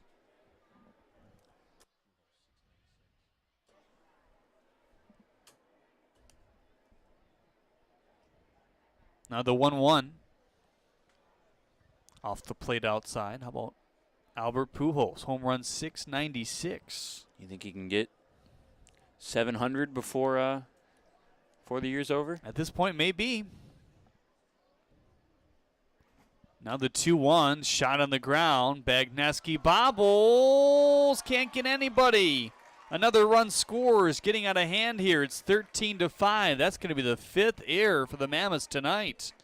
Yeah, it's unraveling. That's the 5th for the Mammoths and the 3rd for Bagneski, and you can't help but feel awful for him. We mentioned it. He's been so good defensively as a middle infielder in the last 2 months of the season for the Mammoths. He's been all reliable, has made some tough plays, always made the easy play, and just tonight has not been his night.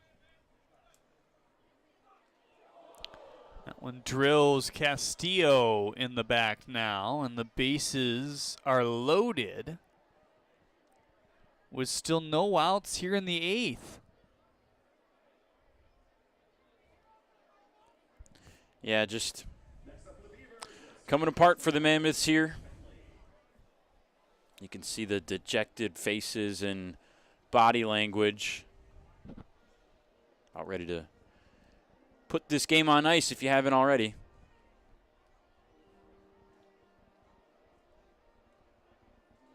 many games left for the Cardinals? Because they're playing into October this year, aren't they, in the regular season? Just because of the season kicking off late? It might be, yeah. I think just less than a week, but Fenley looks at strike one. Either way, the Cardinals should look like a team that will be playing in the postseason.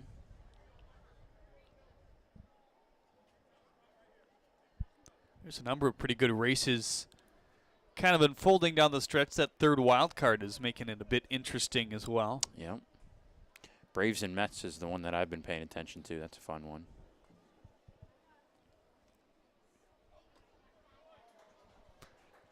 Swing and a miss there for the first out here in the 8th. This already will be the 7th batter coming to the plate in Felix Aberrett. Next up, the catcher, number 16, Felix Aberrett.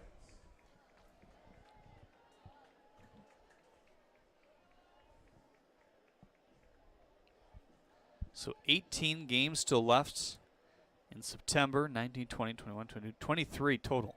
They'll play to October 5th. I think that's where most teams go to.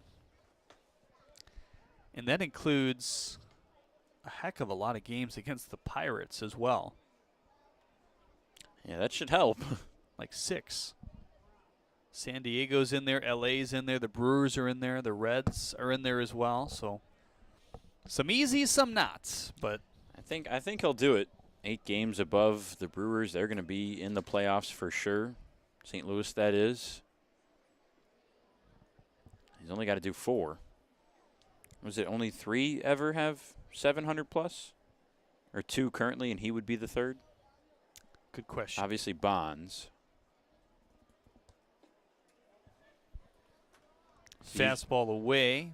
This is usually where our baseball historian PJ chimes in. There he is. Hank Aaron, another one.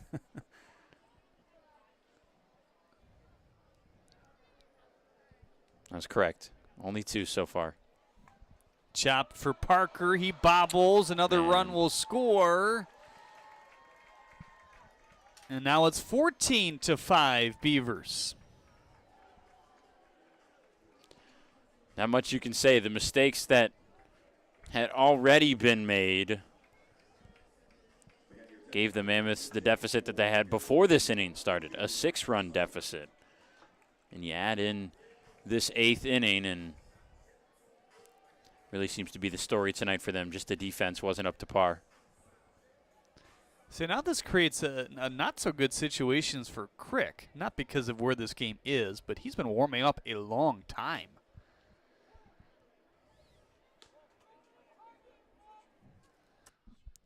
Oh, and 1 on Sullivan. Guzman on deck. They would bat around here.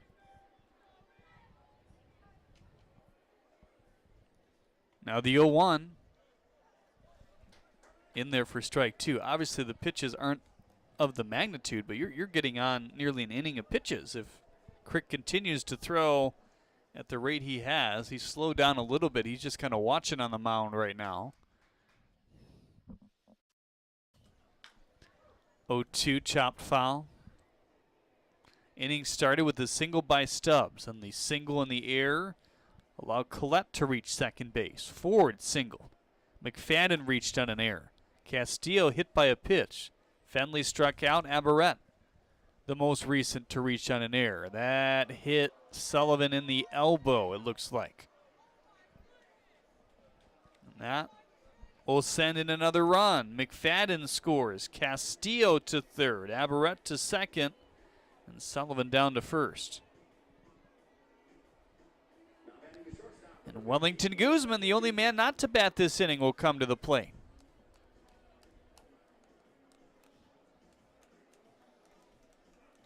Well, Babe Ruth also in that 700 home run club as well. So Pujols would be the 4th. He just had to show up Miggy. That's what it was. Same year that Miggy gets 5,000. Well, it's something because you think about the pace that Pujols was at. And, I mean, probably unsustainable for anybody throughout their career. There's another hit batter. And you got to be a little flustered here if you're the Beavers. You don't want your guys continually beamed with tomorrow lurking. 16-5 now. The advantage here for Birmingham Bloomfield.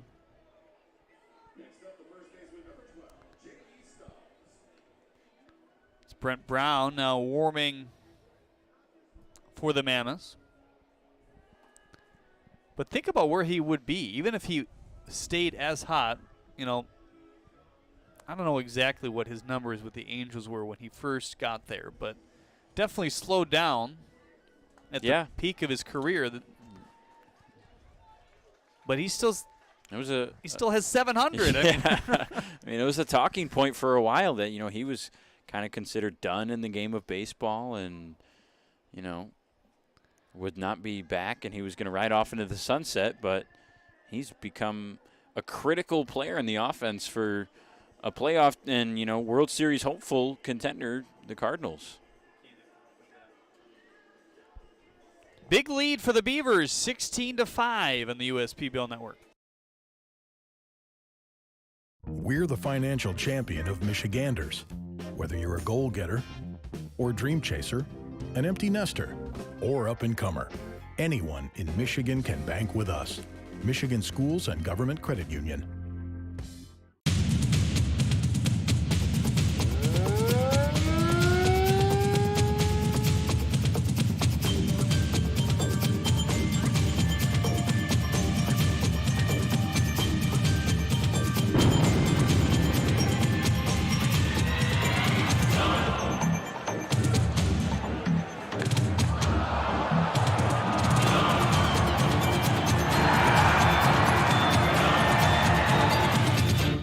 About the promo that Jimmy's John's got going on? 5 off 20? How they pulling it off?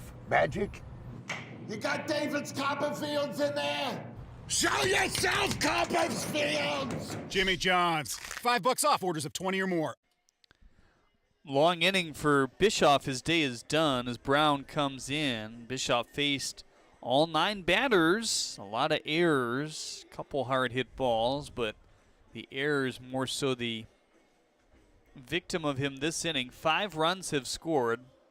Really have to go back and look in terms of how many earned, but there won't be many, if any.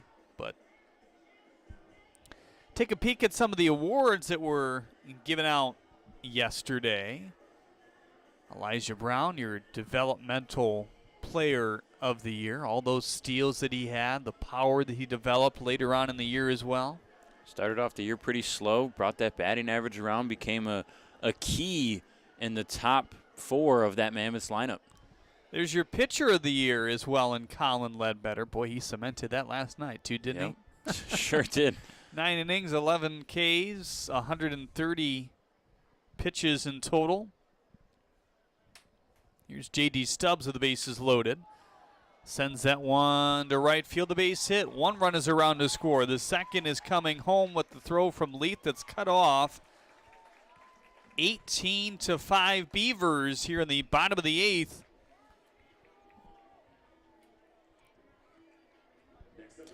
We're at the point now where the Beavers have to seriously contemplate not putting a pitcher on the mound in this next half inning. We talked about Collette and McFadden, guys who have thrown pretty hard. It doesn't even matter either. You put somebody out there that can just let the other team put the ball in play for 3 outs and get out of this game without having to use another arm in any capacity.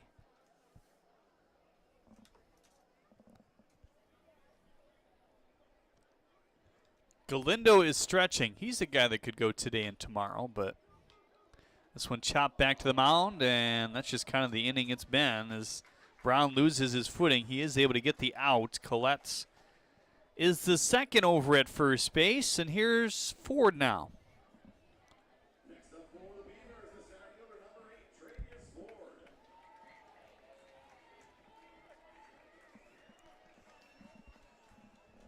Ford today, big impact. Yeah. 5 RBIs, a grand slam, a solo shot. He kicked off this offense back in the first inning where they scored 2. Slider by him. So the line scored 2 in the first, 3 in the third, 2 in the fifth, 4 in the sixth, 7 here in the 8th for the Beavers. Popped him up. Short right field. Leaf cruising in, and that for the 3rd out here in the 9th inning. In the 8th inning. A loud 8th inning it was. 7 more runs come across. 18-5 Beavers. The Mammoths are down to their last out. At Fifth Third Bank, we're working hard to make banking a Fifth Third better, which means we put 166.7% into everything we do. I think you can only give 110%. Well, with free checking, fraud protection services, and an automatic savings tool to help you quickly reach your goals, 166.7% is possible. Oh, wait till my 8th graders hear about this. They're gonna be like, it's not possible. Well, yes it is. This is banking, a Fifth Third better. What makes Detroit Mercy so unique is the fact that it's in the middle of Detroit, and especially with their service learning programs, you really get a chance to be a part of the community. Detroit Mercy. Build a boundless future. You hear about the promo that Jimmy's John's got going on? 5 off 20? How they pulling it off? Magic? You got David's Copperfields in there? Show yourself, Copperfields! Jimmy John's. $5 off orders of 20 or more. Slide into a new home. Work with a local mortgage pro who works for you. Get a cheaper, faster, easier home loan. Find a mortgage broker near you today at findamortgagebroker.com.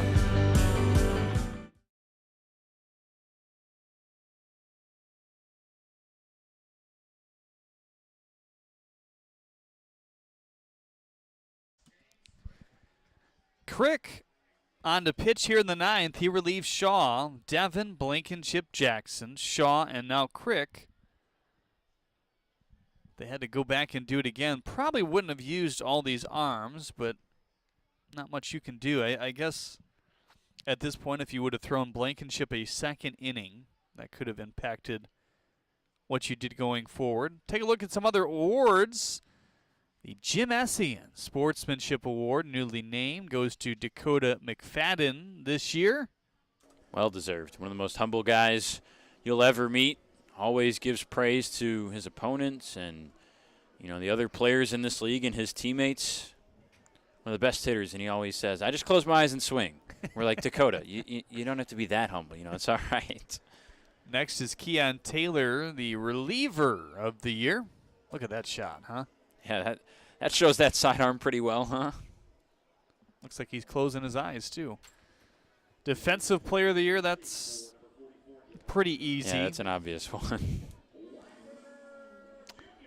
And your MVP, co-MVPs, Drew Galassi, Ari Sakopoulos. Drew Galassi, Ari Sakopoulos. Both of them earned it. Both of them, two of the toughest guys to pitch against. Galassi, obviously, defensively. Anything out there in center is at risk of getting caught. Ari has had an OPS above 1,000, it feels like, since the first week. Both of them have been clutch with their home runs. I think they have, what, almost 60 RBIs combined, the two of them? Here's the 1-0. Swing and a miss.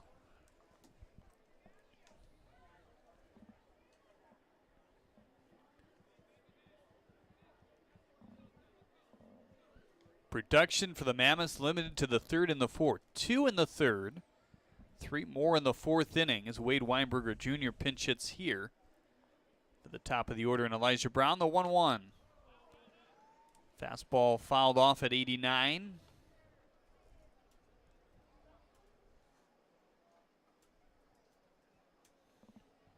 Well, Riggleman will get the start tomorrow for the Unicorns against, you'd think, Austin Shea. That's the obvious choice. Yep, I could see them doing Hibbets and maybe a shorter start and kind of piggybacking with Shea, but I doubt it. Swing and a miss as Wade goes down. It's a long time sitting on the bench for how some of these innings have gone. Nick Caruso. Could this be his final professional at bat? Never really know, but it may be his final at bat here. Always a possibility. Second year in the USPBL. They've kind of flexed the rule a little bit this year and last in terms of, you know, how long guys can stick around, the age limit. This one in for strike one. We do know that He will be retained on Taylor Jellikowski's staff at Macomb Community College. Jelly getting that role about midway through this season. Caruso was one of the assistants last year under a different regime. Did Jelly say he's going to be the catcher's coach? Is that what it was? Or was he just... I think recruiting coordinator. Yeah, that's what it was, recruiting. Which is what Jelly did at Madonna, actually, these last couple of years under Mr. Karn, who is his assistant here at the USPBL. Now the 1-1. Outside.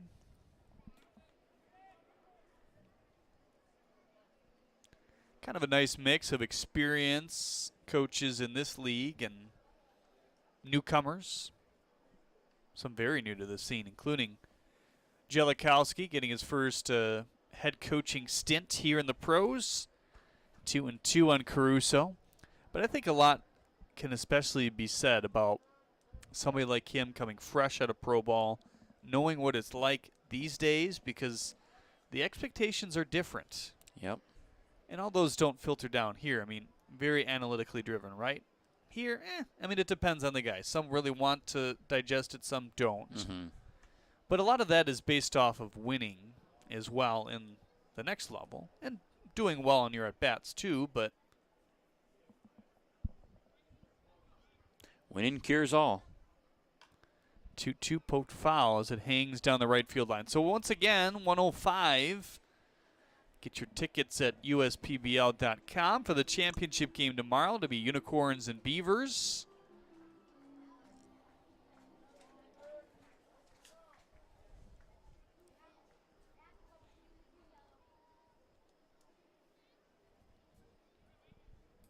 Two, swing and a miss.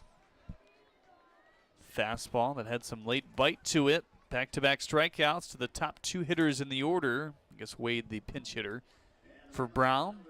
And now Houston Parker will not hit here. It's Greg Vaughn Jr. who bats.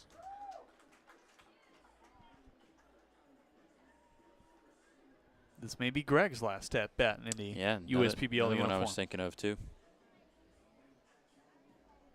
Did a lot of good stuff for this league while he was here. Won a home run derby last year. Played some good outfield.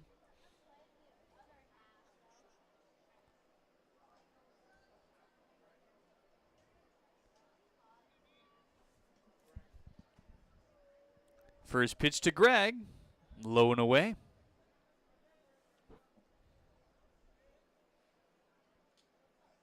For those wondering, the coaches have kind of made their list. Some of them have shared with the staff here at the USPBL. Some have not, still making some of the final decisions, but in terms of who they would want back, as long as they don't move on.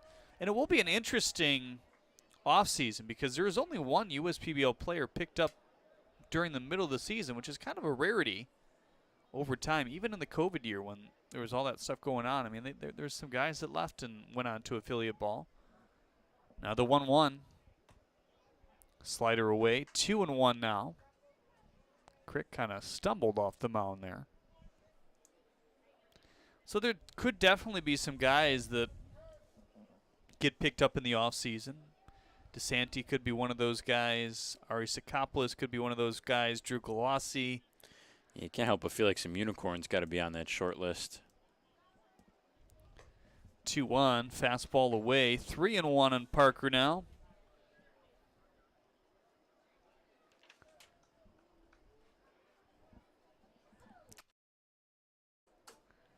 Well, those young men out there, unfortunately, took away your center field shot. You're lucky it wasn't a close game, huh?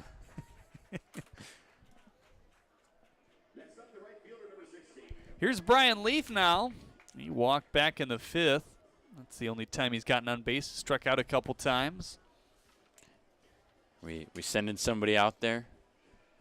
Go rough him up a little bit.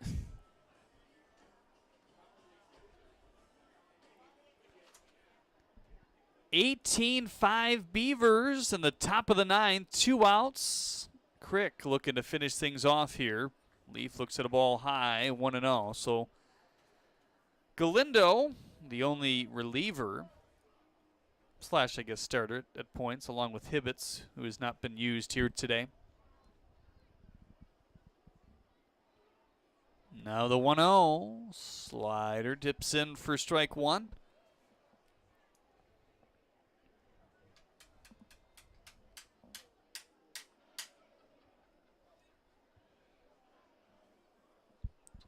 Still that subtle breeze blowing out to left center. 1-1, swing and a miss. 1-2 on Leaf, and now the Mammoths are down to their last strike. Stick around for a Detroit Mercy post-game show. Chelsea Cooper will catch up with our player of the game on the field here today. I think it's Mr. Ford, right? You'd think. I thought it would be Ledbetter last night, though, and it wasn't. Swing and a miss. Leaf strikes out the side, and this Beavers team heading back to the championship, looking to break the string of champions that the Unicorns have been crowned in the last 3 years. The Beavers were the last to win it before the Unicorns earlier. 18-5, your final score in this one. A lot of errors in this game for the Mammoths, really preventing them from what they wanted to accomplish here today. You just wondered. I mean, they were the hot team. They rode the good outing, great outing by their starting pitcher last night, Ledbetter. Big home run by Nick Caruso. He had another one here today to tie it after the Beavers were ahead 2-0. Yeah, I mean, you did not expect to see that as the final scoreboard. For the longest time, too. I mean, all the way up until the bottom of the sixth, it was just a 7-5 game. And then the grand slam from Ford really opened it up. And then, obviously, the 7-run eighth inning is what did the Mammoths in and really took away their spirits and their life in this game. But it was fun watching them last night, and the first few innings of tonight's game were certainly enjoyable. Just the defense couldn't quite hang on for much longer to stay alive in this game. This is your Detroit Mercy post-game show. We send it down to the field now for your post-game interview.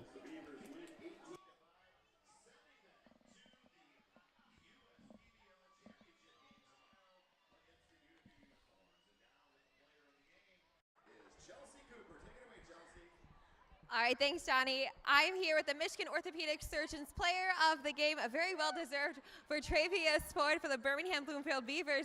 My friend, you had yourself quite a night. You can almost take the home run derby crown away from Dakota after this tonight. You were 5 RBIs, 3 for 6, 2 home runs. The first hit of the game was a home run from you. Then not too long later, a grand slam, which truly just kind of sealed the deal for you guys. So, I mean, just describe what it was like after all those hits tonight.